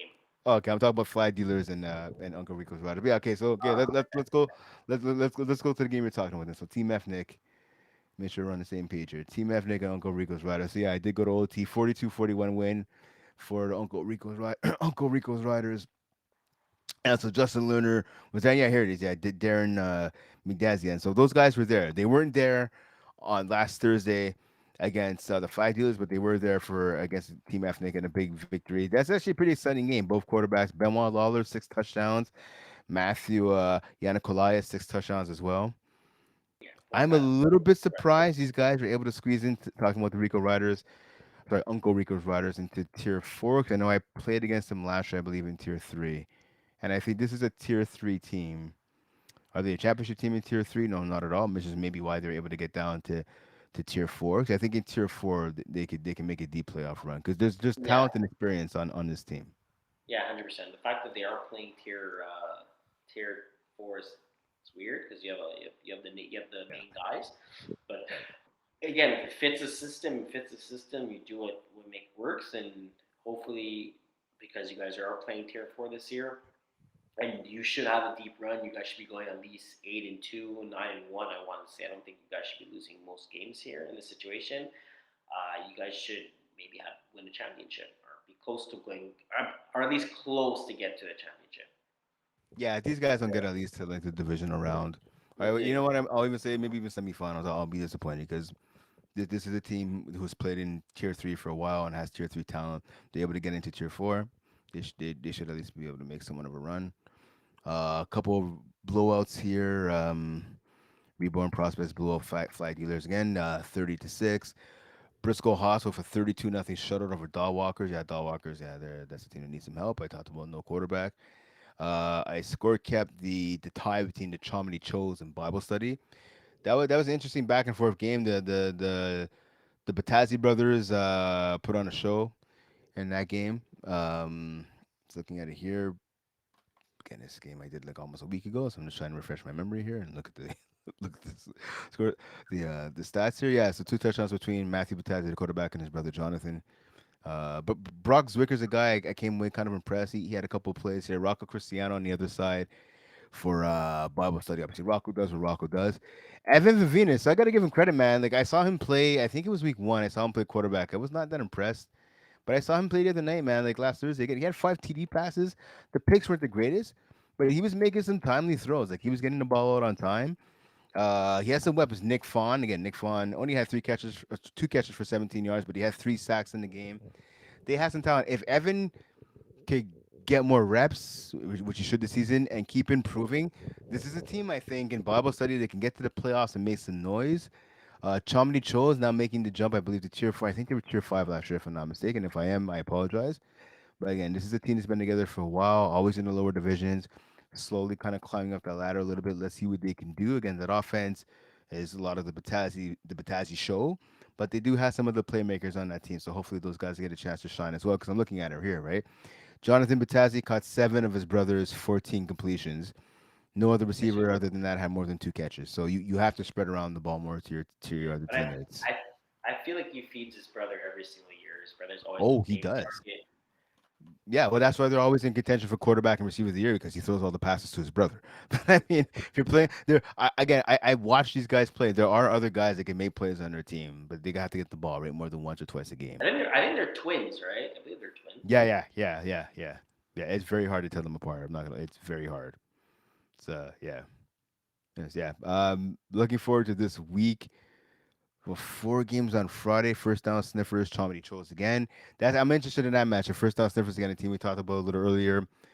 Made the finals in Div F. They lost, kind of a heartbreaker there to PSTM. So we have a chance now to see them here in this tier. Vice City, Nutter Run, Texas Wales, taking on the Briscoe Hawks. So again, 2 teams coming off of big dominant wins in week 2. Reborn Prospects and Team Ethnic, so two high scoring teams going at it. Dragon Magic, Voodoo, sophomore XL exchange students. I have them on Instagram. Keon's not on the team, but he's still kind of part of the team. Him and all those guys putting up hilarious stuff on and game stories on IG. They're taking on the Ball Hawks. Flag Dealers, Richter. Looking forward to that game. I like Richter a lot from what I saw in the spring season. Studs, Vice City. No flags given. Show me your TDs. Sourpuss, Flag Dealers again. It feels like Flag Dealers has a game every day. FC Bing, Reborn Prospects. That should be a shooter. That's my undercover game of the week here in Tier 4. 2 explosive teams. Saw Pression against Bible Study. Monstars against Glow Gang.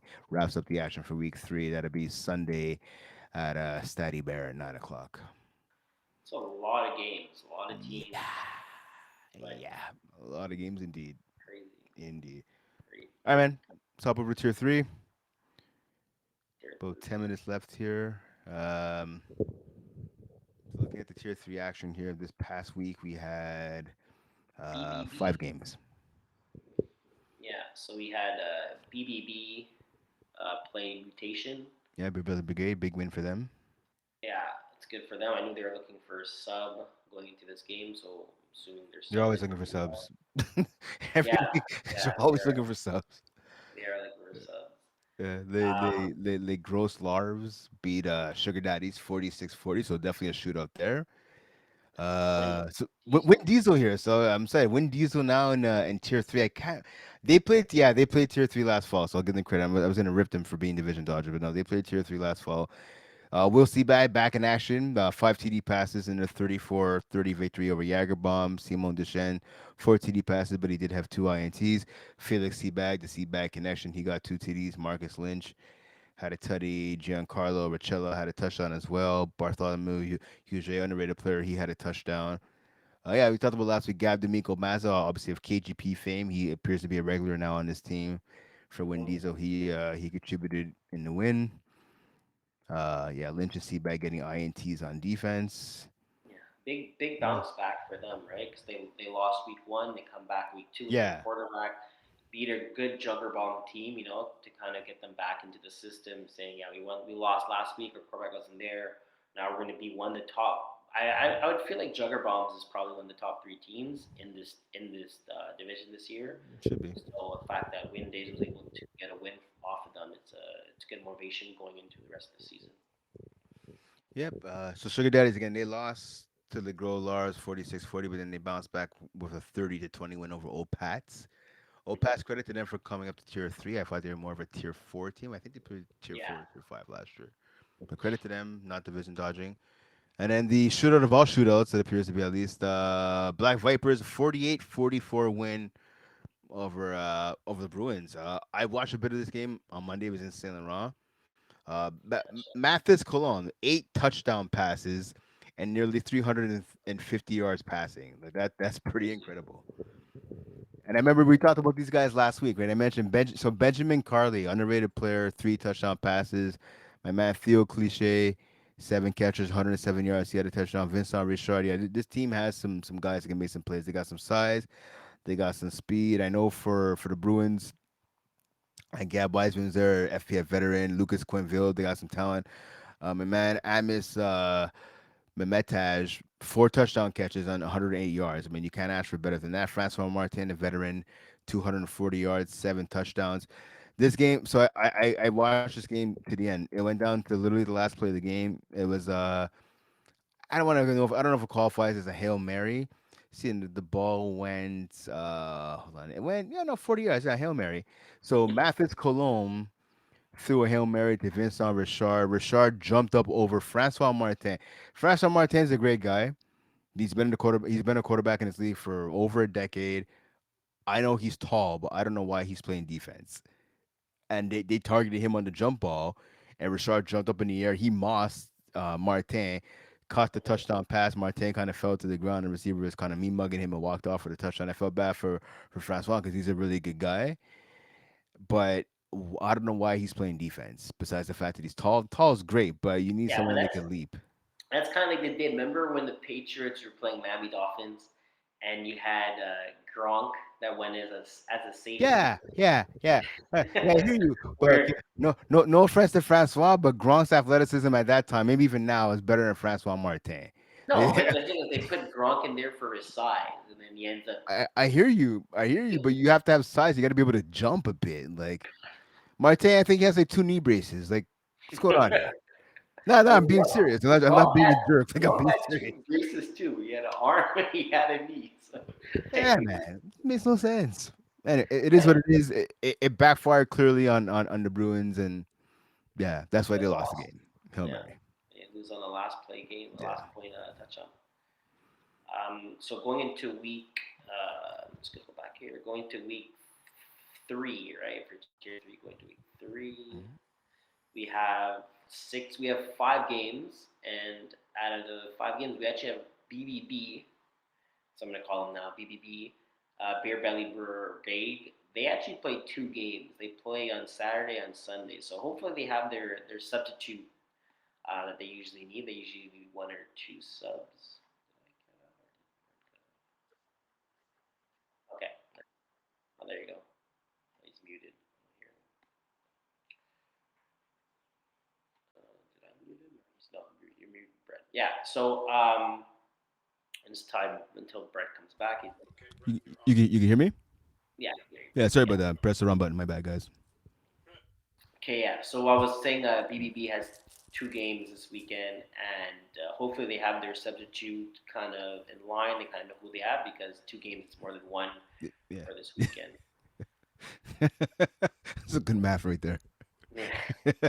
Well, you get the same sub for the Saturday and the Sunday. Yeah, and I hear you. I'm One messing thing with I you. do have, I got one you. thing I do have to say is that a lot of people are interested in playing for flag. Like Yeah, a lot of times when you do look for a sub, there usually sometimes it's kind of sometimes I'm laughing. I look at the comments. I'm like, oh, we need a sub tonight, and like no one answers. Now you have at least like 3 or 4 people that answer you, so that's a good thing. If you need a sub, you yeah, usually get a yeah. sub. Is I that feel sub going to yeah. be good? It's Russian roulette because you never know who you get sometimes. Yeah, that's very true. I think there's like professional subs now in this league, like guys for like, I don't want to commit to playing or Yeah, paying they're for just a there to team. sub. Yeah. It's gonna sub. Yeah, I'll play 4 games. For me, this is an interesting conversation. What's your rule on that? If someone's playing more than 3 games for me in a season, I'm gonna start asking for money. Well, If they're a rusher, no. Only a rusher, no. But if any other position or quarterback, no. Quarterback and rusher, if you're filling in, fine. yeah, But but are you asking them or are they asking you? okay, so that depends. If I'm Because asking them, like are I you had this asking last them for fall. the favor or are they saying, oh, like yo, I'll come sub for you? Like 'cause so I find like it depends. Because if you're doing me a favor and subbing because I need a sub, No, I'm no. not gonna So be like, oh, I okay. So I hear. So my bad. You're absolutely right. Let me rephrase that. Okay, I was in a situation last fall. Quarterback that I had just wasn't working out. Got hurt. I ended up bringing in Jared Buck. Great guy, Jared Buck. Quarterback for Sugar Daddies. I think I reached. I think I put it on Facebook that I was looking for a quarterback, and he answered to me, or maybe I personally reached out to him. I can't remember. I can go back and look at the conversations, but either way, he ended up subbing. I think 6 games for us. So then he paid.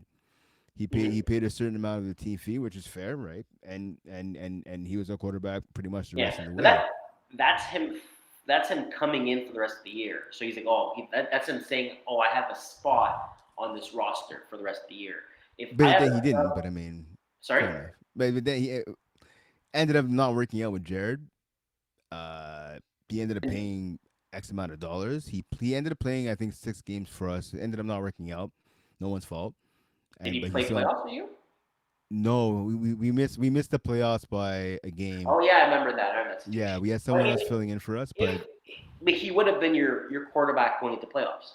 no, Oh, okay, no. that's different. Yeah, so I don't, yeah, I don't nah. It know. was just and no shit on Jared. Like he helped us out. We were up. We were in a tough spot, and he's a great dude, 100%. Like ask Mm, anybody about Jared Buck, he's a really good dude and a talented quarterback. On top of it, it just didn't work out. He had no chemistry for our receivers. They had no chemistry with him. It just didn't work out, and he actually kind of bowed out a little bit. I had another guy who wanted to throw who was already on the team, but yeah, Jared paid a certain amount. He played I think 6, maybe even 7 games for us okay. that last fall Well, season. I think in general, as someone again, if you're asking someone, hey, can you help us out, whatever, fine, no, they shouldn't pay. But at the same time, I feel like after what if you're playing like 4 or 5 games and more, I think they should pay something. No, yeah, to a certain point, but I think yeah, like I don't know. I find it's a weird situation because I feel like if you're asking them like, oh hey, but it's kind of saying, oh hey, it's like you're subbing or are you filling a spot?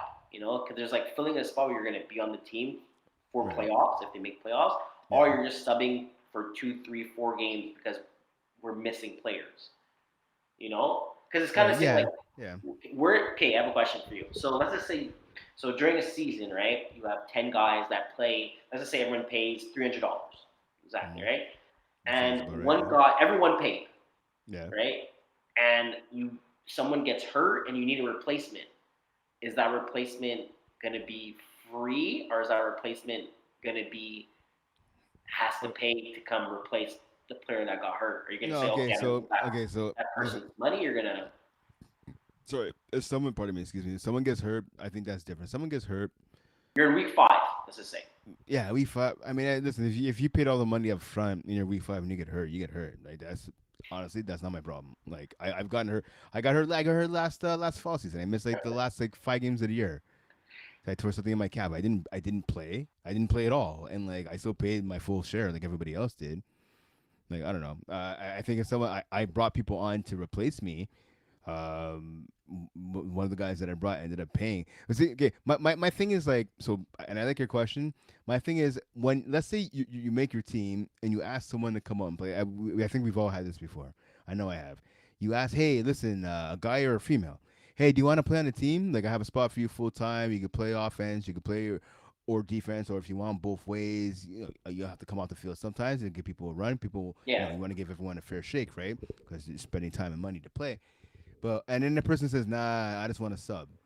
But then they want to sub every single game. No, well then if you're to sub every single game, you could play on the team regularly every single game and pay money like everybody else for all Yeah. the games. Exactly. Well, then yeah, that case, that person be paying. But if they're not telling you like it's different. Like, oh hey, by the way, I can sub this week. I can sub next week. Oh, I can sub. Okay, then at this point, like just tell me you want to be on the team. We'll get you on the team, and you're gonna pay a fee.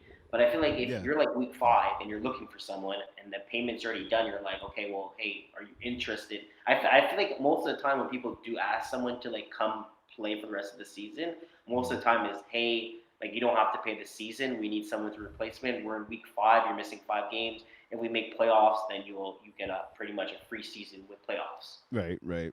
Well, what I like to do in that circumstance, I've done this as well. I'll ask the guys on my team. I'll be like, hey, listen, there's a guy, someone either is hurt or for work they can't make it, or even some cases, one guy quit, he doesn't want to be there anymore, whatever the case may be.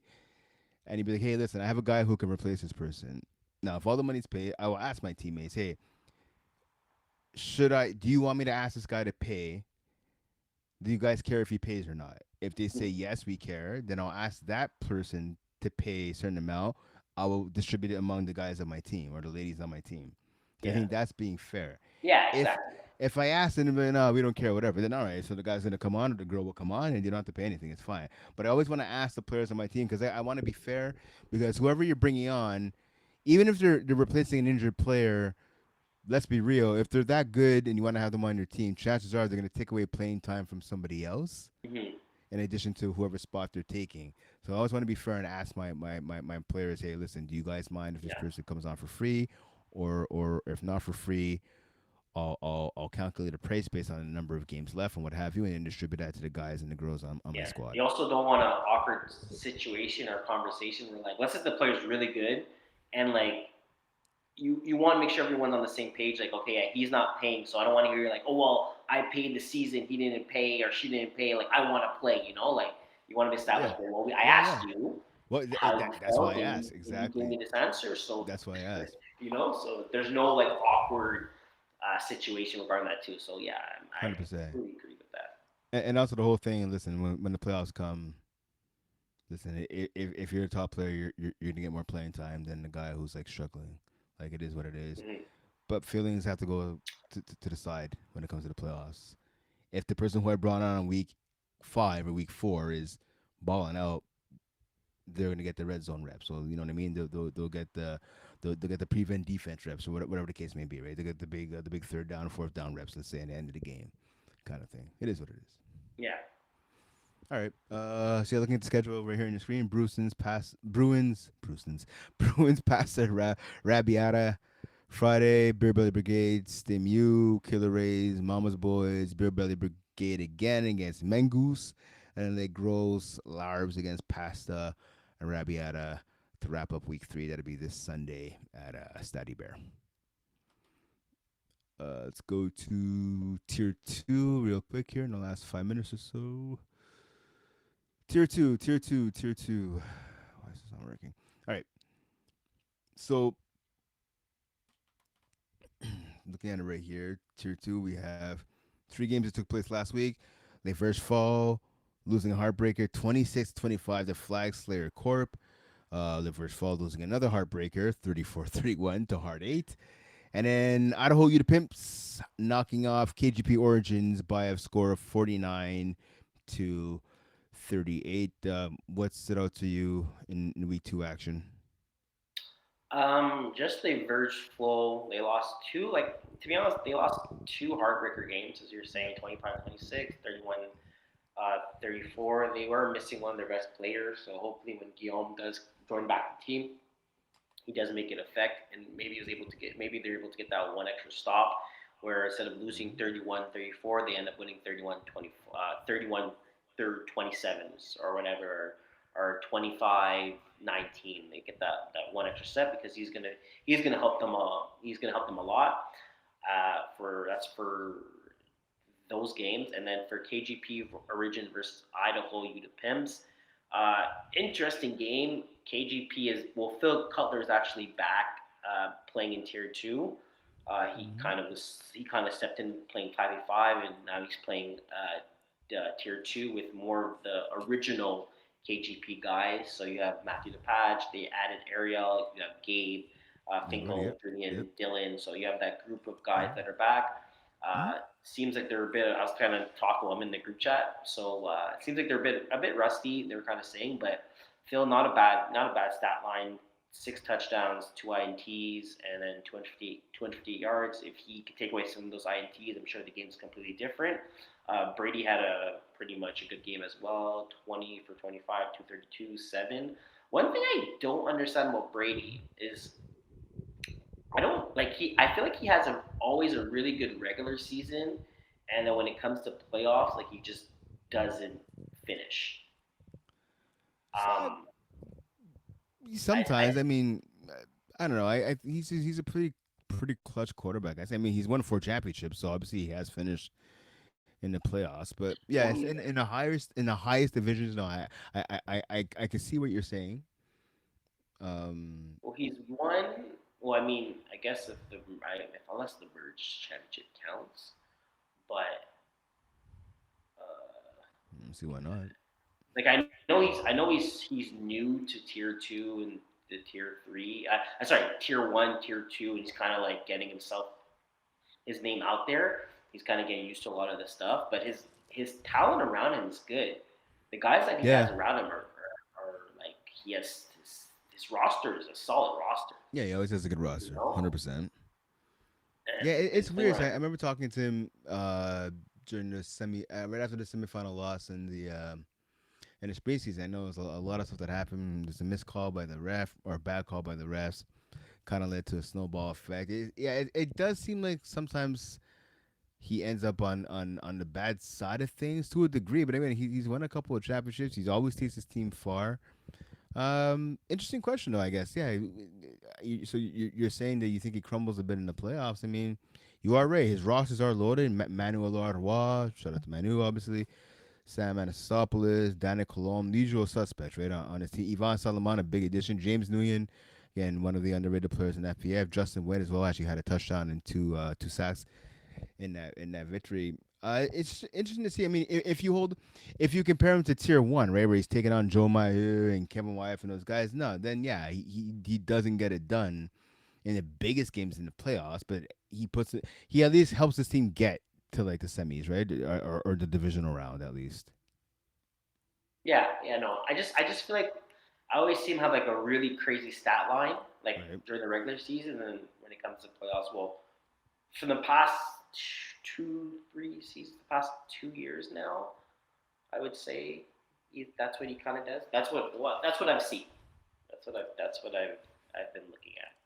So essentially, what you're saying is you're calling out Brady. Brady watches the podcast, so you're calling out Brady is what you're doing right now. No, I'm not. Sounds like Well, I'm saying he needs to it. finish because he always has Right. crazy stat lines. I Mm-hmm. always feel Mm-hmm. like he's probably one of the top quarterbacks, and he's always on route for quarterback of the year now in most divisions, and it kind of shows. Like he put up just in the last 2 weeks, right? He put up 38 versus Hard 8. He put up 49 versus 38. His stat line right now, you have. 12 TDs, 0 INTs, 420 yards, completion rate 75.9. I believe that's probably one of the best quarterback stat lines for tier two right now, even though it's week we're going to week three. If you're looking at Jeff at 10 touchdowns, and then the next person is Phil Cutler at one game at 6, and then you have Ryan Croft at 4 playing 2 games. So I mean, right now he's leading the pack. I believe at this point, if he continues having this season he's going to have, and I feel like he always does. I feel like he's always putting up at least 5, 6 touchdowns per game. I think he's going to win. I think again he's going to win quarterback of the year.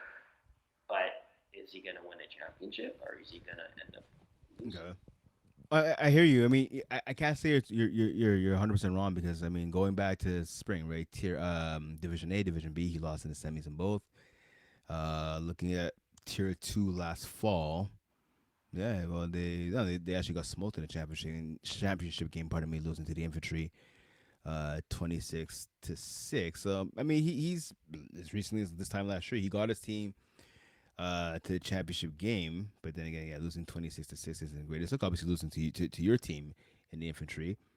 Yeah, so we'll have to see. I mean, maybe you're not wrong about what you're saying. Again, 4 championships is still 4 championships, but I guess as of late, he's failed to deliver in the biggest moments. But I mean, can't put all the losses on him as well. But I mean, yeah, we'll see what happens this year, right? I mean, it's wide open. Can he get his team to the promised land? We're gonna find out pretty shortly. Yeah, I feel like to be honest with you, they probably have um, one of the better teams for tier two, just Mm-hmm. regarding the chemistry that he does have with his team. So they Yeah. should be one of the favorites to win tier two Yeah. this year, They have a lot of going explosive into this players. season. Yeah, a lot of explosive players on both sides of the ball too. Yeah, from top to bottom, the roster is one of, if not the best in tier two, or up there definitely. We'll have to see where that leads them. Looking at the games coming up here in tier two, uh, we have Magoos against Idaho Ute Pimps. So Brady have a chance again to add to his stats this Saturday in Bristard. Camp in Boutin taking on Les Verge Fall. The Verge Falls actually in their second loss, their loss to Hard Eight. They actually had Jules Regenbald playing quarterback, not Thomas Paradis. So I have to see who plays quarterback against Camp Boutte. That's taking place this Sunday at Stady Bear. And then to wrap up the action Monday night in Saint Laurent game, I'll be scorekeeping. It'll be KGP Origins taking on Hard Eight. So Phil against Jeff. That rivalry is a long one. We'll have to see what happens. Phil Cutler, you're a liar. You're pretty much saying that you're never going to play 6v6 again, only 5v5. You're a liar. I'm joking. But yeah, so like you said, because when he was on our show, when he was on the pod, right, he said, oh, he's pretty much 5v5 now, or Yeah. he preferred Uh, 5v5, so they're going to play I 5v5. believe is all the original KHP guys kind of wanted to still Yeah, they wanted to play, yeah, yeah, for sure, right? for sure. I'm And just joking. Phil's their guy, Phil's their quarterback, so they Yeah, kind of Phil's quarterback not leader. kind Yeah, of the he's not the captain for that team. Someone kind of took care of it, and Phil just shows yeah, up, throws the game, gets the clips, yep. and calls it a day. Professional flag football player, Phil Cutler. All right. Division So one, tier one. yeah, tier one finally kicked off last week. A lot of scoring. Infantry beating EZW. I had a chance to watch that game. I was scorekeeping last Thursday, 56-51. It's nice to see EZW, Jeremy Wade, and all those guys, JC Furlan, Blay, and all those guys. See them all back, and they came on the losing end, losing by 5 to the Infantry. Child Please fell 0-2. They lost first to the Braves 40-34 in Laval Friday night. And then in St. Hubert on Sunday, they lost 56-32 to the Infantry. So right now, looking at for Child Please, defense seems to be their issue. They're scoring about 30 points a game. Just they got to get some stops. They led in 40 to the Braves, which isn't so bad. 40 to the Braves, that's respectable. But giving up almost a 60 burger to the infantry, yeah, that's another story. Yeah, but again, Child Please is a team that we're kind of used to this. Yeah, yeah, Again, yeah, their offensive team. I'm surprised they only scored 34 yeah, and 32. yeah, yeah, yeah. I feel like they're usually scoring the 40 mark ish Mm-hmm. around those lines. But Yeah, again, their defense always is loud over 40 points as well too. It's to the point Child Please wins yeah, games like 51, 52, or 45, 47. So I think the biggest issue for them is that they didn't hit the 40 mark, and they are going to have to try to they're going to have to try to make a bit more defensive stops in tier 1, because you're not going to win games. Everyone's a powerhouse scoring team. Everyone's going to if yeah. you're going to allow 40 points, you're going to have to score more than 40, but I feel like most teams Exactly. are going to score more than 40 plus on Child Please. They're going to have to try to hit some at least a lot of 50 burgers this season if they want to make a name for themselves. Yeah, no, for sure, for sure. I know one thing that really kind of held back Child Please, or hurt them, I should say, pardon me, was INT's willpower over the two games against the Braves again and infantry. He had 5 interceptions over those two games. So that giving your opponents that many extra possessions with the ball, especially against the infantry, he had 4 INTs, right? Part of that 56 was the fact that Kevin Wyeth and those guys got the ball back 4 times. You can't do that against the best of the best in tier one. Yeah, exactly. Coming up this week, there's only one game Saturday. It's at Broussard. So you'll be maybe scorekeeping that game. ECW Party Crashers. So again, speaking of offense, ECW and a team that again defense is not their specialty, despite having a lot of good players on the squad. Taking on the Party Crashers, I expect nothing but an exciting game. Dawson Pierre, Jean C. The whole Leslie crew, Medley Joseph, Tommy Rolly Trajatos, Vinci Blondie, Fritz, Senators, Frankie Hogue. Yeah, a lot of firepower, a lot of speed, a lot of skill, a lot of height as well for the Party Crashers. Again, taking on a team with a lot of skill though on the ECW. How do you see this game shaking out? Ooh, well, I believe Party Crashers. I'm trying to pull up the roster. Party Crashers haven't played yet. It's their first game. Yeah, yeah. So that's There was this the roster is saying if Party Crashers actually come out with this roster they have here, Yeah, disgusting. yeah, I you know what's crazy? I'm gonna Easy W. Easy W. I'm gonna give it to Easy W. I think Easy W is gonna get this win here, just because I feel like Jeremy White has his system. He already knows exactly what he wants. The roster that they have is literally there's no one new, no one old. It's the same team that they always have been. So their chemistry is kind of be on point. I think it's going to take Party Crashers a few games to get their chemistry going. Same thing for even for offense. I feel like it's going to be a point where yes, they might get some jump balls. They're going to be able to I think athletic wise kind of take advantage of ECW. But I Mm-hmm. think defensive wise, I think it's a team that they're going to kind of rely on their man to man. I think they're going to play a lot of man to man. And Jeremy's offense is a lot of crosses and a lot of routes that end up doing kind of the double route where you're showing something, then you're doing something else. And I think Party Crashers are going to feel like they're going to be able to play man to man against ECW, and it's gonna bite them in the back for it. Um, One thing I do realize when it comes to flag, especially when you have a talented roster, especially when you have literally six athletes where they're probably going to be the best six athletes on the field and they're on the same team. Mm-hmm. Um, it's not that they get too confident when it comes to defense. It's just flag. It's not because you have the best six guys you're able to play man to man and stop a team. That's like the Right. last thing you want. Realistically, if you could play a really good zone and a lot of switch offs, if you could play that with the six best guys in the field, you'll be the best defense, and ECW should score maybe 12 points. But the fact that I know that they're going to be playing a lot of man to man, I think Jeremy's going to be able to take advantage of it, and I think they're going to be able to score at least 40 points at Party Gashes this week, and I think the chemistry is going to take just a bit of time for Jean to kind of get under control, and I think a lot of the guys might be like, I'm going to open, throw it up, and I think it's going to cause a lot of not a lot of not bad plays, but just a lot of not communication, and it's going Right. to cause Right. some Right. turnovers. So I think ECW is going to take a win. It's going to take the win here. I think Okay. I think it's going to be a high scoring game. I think ECW is going to take the win. I'm looking at like I want to say like 45 to 46. That's the score I think we're gonna see for this Saturday. Yeah, that definitely seems to be like an ECW and a Party Crash score. I mean, a lot of offense. You may see one or two interceptions, and there's a lot of fireworks. So hey, listen, that's it's fine by me. I think it's fine by a lot of people that are going to be watching that game. So may the best team win. We'll have to see what happens. So that wraps it up for tier one. Let's get into the questions, the juice, if you will.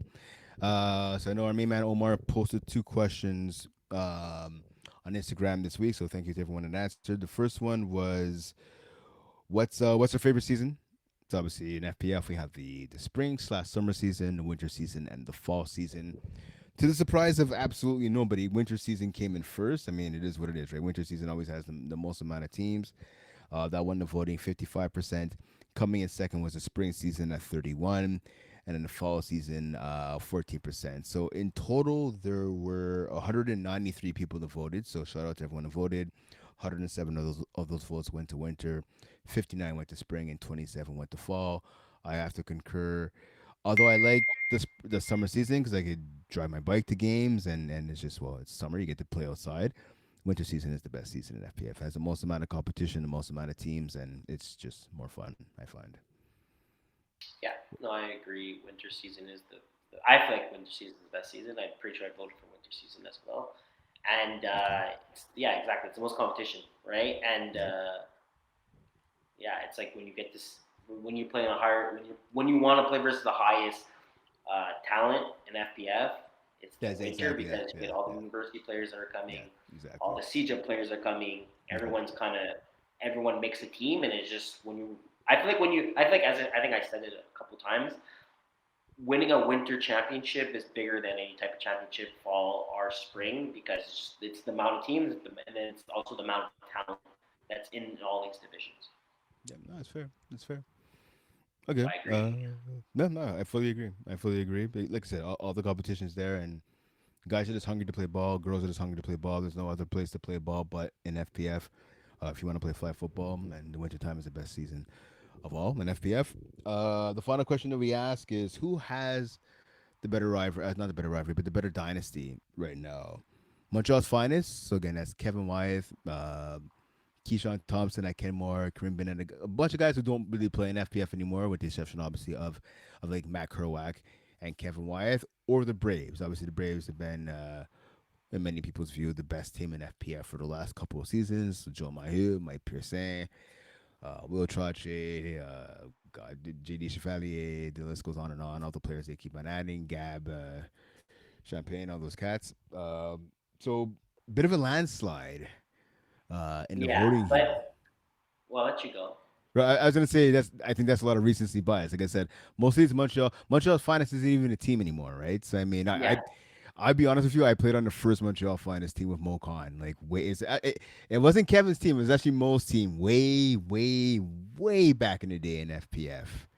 It was a bunch of guys who played strategy football with, like Keyshawn Thompson, who I know who you know, Key obviously.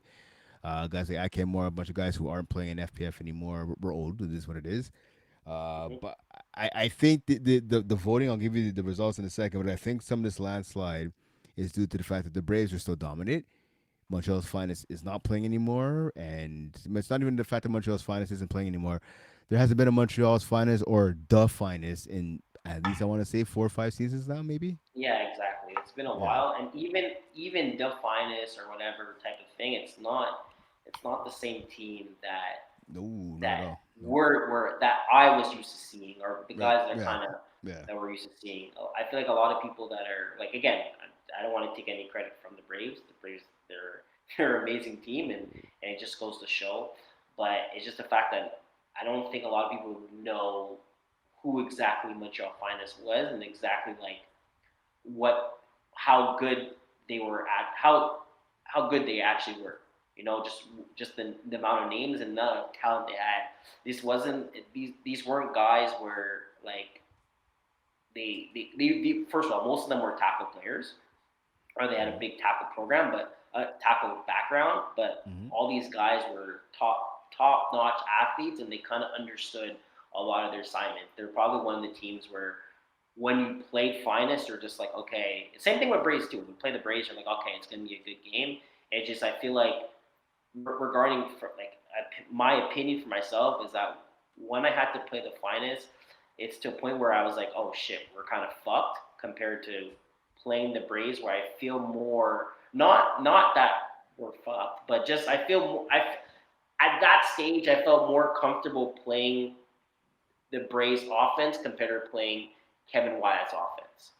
Yeah. If that makes That, sense. I feel like with yeah. Kevin with the ball, it was scarier with Kevin with the ball than with Meyer with the ball. And I'm saying if we're going back 5 years for the Braves, are you telling me let's take Braves like peak where they have the top athletes compared to Kevin being peak with his top athletes? I think Kevin had a scarier No, offense. I would I again I've played with some of these guys tackle anyways.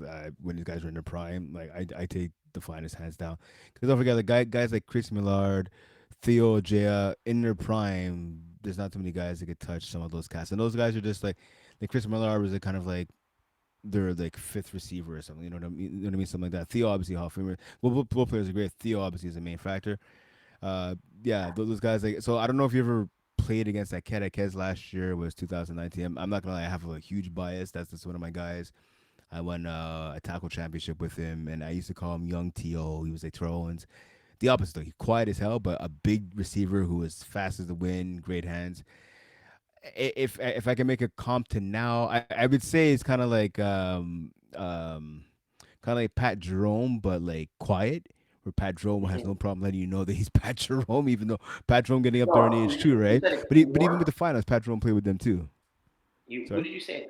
A kid I more? Ken Moore. If you Yeah, put yeah, he was disgusting. look at his He bio, was yeah, so yeah, big, and he literally caught anything, and he just used his body. Like no one is guarding him. Like I don't care that's what who I'm you saying. are as a defender, you're not able to actually physically put a body on him. And then that was just like that was not even one of their top. Like it was one of their top guys, but you had to worry about him. Then you had to worry about Theo, and Yeah, then and you then had I think Mike eventually they brought Harrington in Pat, and randomly yeah, running streaks down the field. Like it I was I guess that do so again. 2013 inducted to the Hall of Fame. He hasn't played since 2019, so that's what that tells you, right? 11 championship, 7 All-Stars. I remember he subbed for my team once. I think in the winter season it was Division 3. He subbed for my team and he put on a show. And again, I'm tired like that's my homeboy for life. I kid. And like he just put on a show, and it's just watching him play tackle and then watching him play flag. It was just I would just sit back and be like, wow, I just wow. Anything thrown in his direction. I know he played a bit of defense as well in FPF. I seen him play. He started as a yeah. receiver when I played with. 'Cause I played with him in Chattagee, and then we played at Connu for a year together. And like he played defense as well. Like anything that came in his direction, he was catching. If you want to make, I won't say Pat Jerome because Pat now doesn't play as much as he used to. I want to like he's like Sanders, but more speed, a little thinner, bigger. like a little like maybe I want to say 10 to 12 pounds lighter, but with like just phenomenal hands, and he could run any route in the book. Yeah, and Quiet, he understood the concept of what Kevin wanted. That was exactly. the Yeah, dangerous yeah, thing. yeah. Kevin puts the ball where only his receiver could get it, Hmm. but he just made it so much easier for Kevin to put the ball because he used his body fully. Yeah, yeah. That's it. Yeah, honestly. But Anyways, yeah, shout out to that kid. I haven't seen him in a long time. We had a reunion for Pitch Chattanooga Raiders. We had like a 20-year reunion now, like 2 3 years ago. He was there. It's the last time I seen him. I saw Keyshawn Thompson the other night though. LaSalle. So shout out to again the Montreal's finest guys. Always got to pay the respect to those I saw the cats. Taylor brothers too. Yeah. Nathan and Garrett. Shout out to Nathan. Obviously, I think he's the defensive coordinator with the Ottawa Red Blacks. So Hmm. shout out to Nathan. Yeah, all those guys, man. All those guys.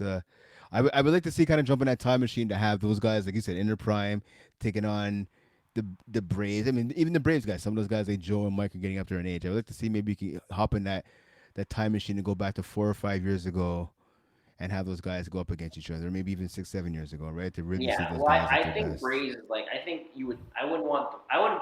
I think Montreal finest. I think maybe 2000 and like 14, 15. Mm-hmm. 14, 15, I think that would be a good time for them. And then the Yeah, Braves, you could have. I think the Braves like maybe 2022, 23, yeah. around that line. But again, something we can't do. But I think a lot of people that did make the vote, like no one knows exactly who Montreal Finest is, and the people that do Yeah. know who they are, I'm sure they voted for them. So Yeah. But that vote, so it was 82% in favor of the Braves. This the amount of voters I had it written down here. Yeah, I think there was 86 voters. Yeah, 86 voters in total. No, it's more than that. I'm wrong. My apologies. There were actually a lot more than that. 168 votes. Pardon me in total. So 168 votes. 138 went to the Braves. 30 went to Montreal's finest. But again, some of that, no disrespect to the Braves, but some of that is recency bias. All right, that does it for this week's episode of Flat Plus Football's First and Goal podcast. Any final thoughts? no, no, just excited to see all the games that are going to be happening this weekend. It's again, it's the weather is getting a bit colder, so those games on Friday Yeah. night are not Oh yeah. looking as exciting. Yeah. But again, it's still Friday Night Lights. Something Mm-hmm. that also we didn't talk about, just to kind of say that at Stad Hubert, Hibai, Mm-hmm. they play outdoors. It's not indoors in the dome. We haven't had that in Yeah. a while. I agreed to scorekeep there on Sunday nights. I've had some broadcast responsibilities the last 2 Sundays, so I haven't been able to go there.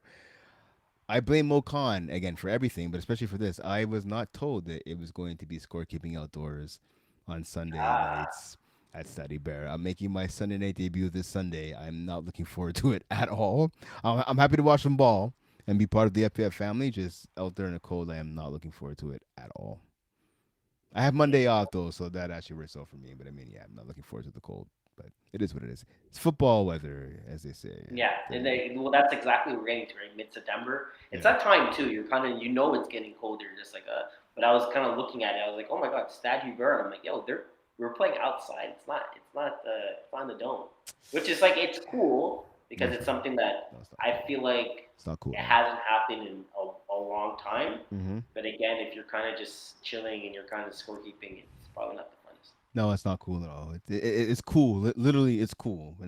Not figuratively. I'm not looking forward to it. But whatever. It's ball. Hopefully the temperatures won't drop too fast, too quickly there, and I'll dress warm. I'll dress warm. Yeah, smart. All right, yo. Thanks for tuning in. I'm Brent. He's Quaysie. Big thanks to Omar. Omar, this is his last week filling in, at least for the time being, for Ali Reza. Ali Reza still hiding away in Greece. He'll be back. So we wish you, I know he's going to watch this. Wish Ali Reza a great rest of his vacation. He'll be back next week. Welcome him back. Yeah, I think that's about it, man. We'll catch you Yeah. next week. Peace.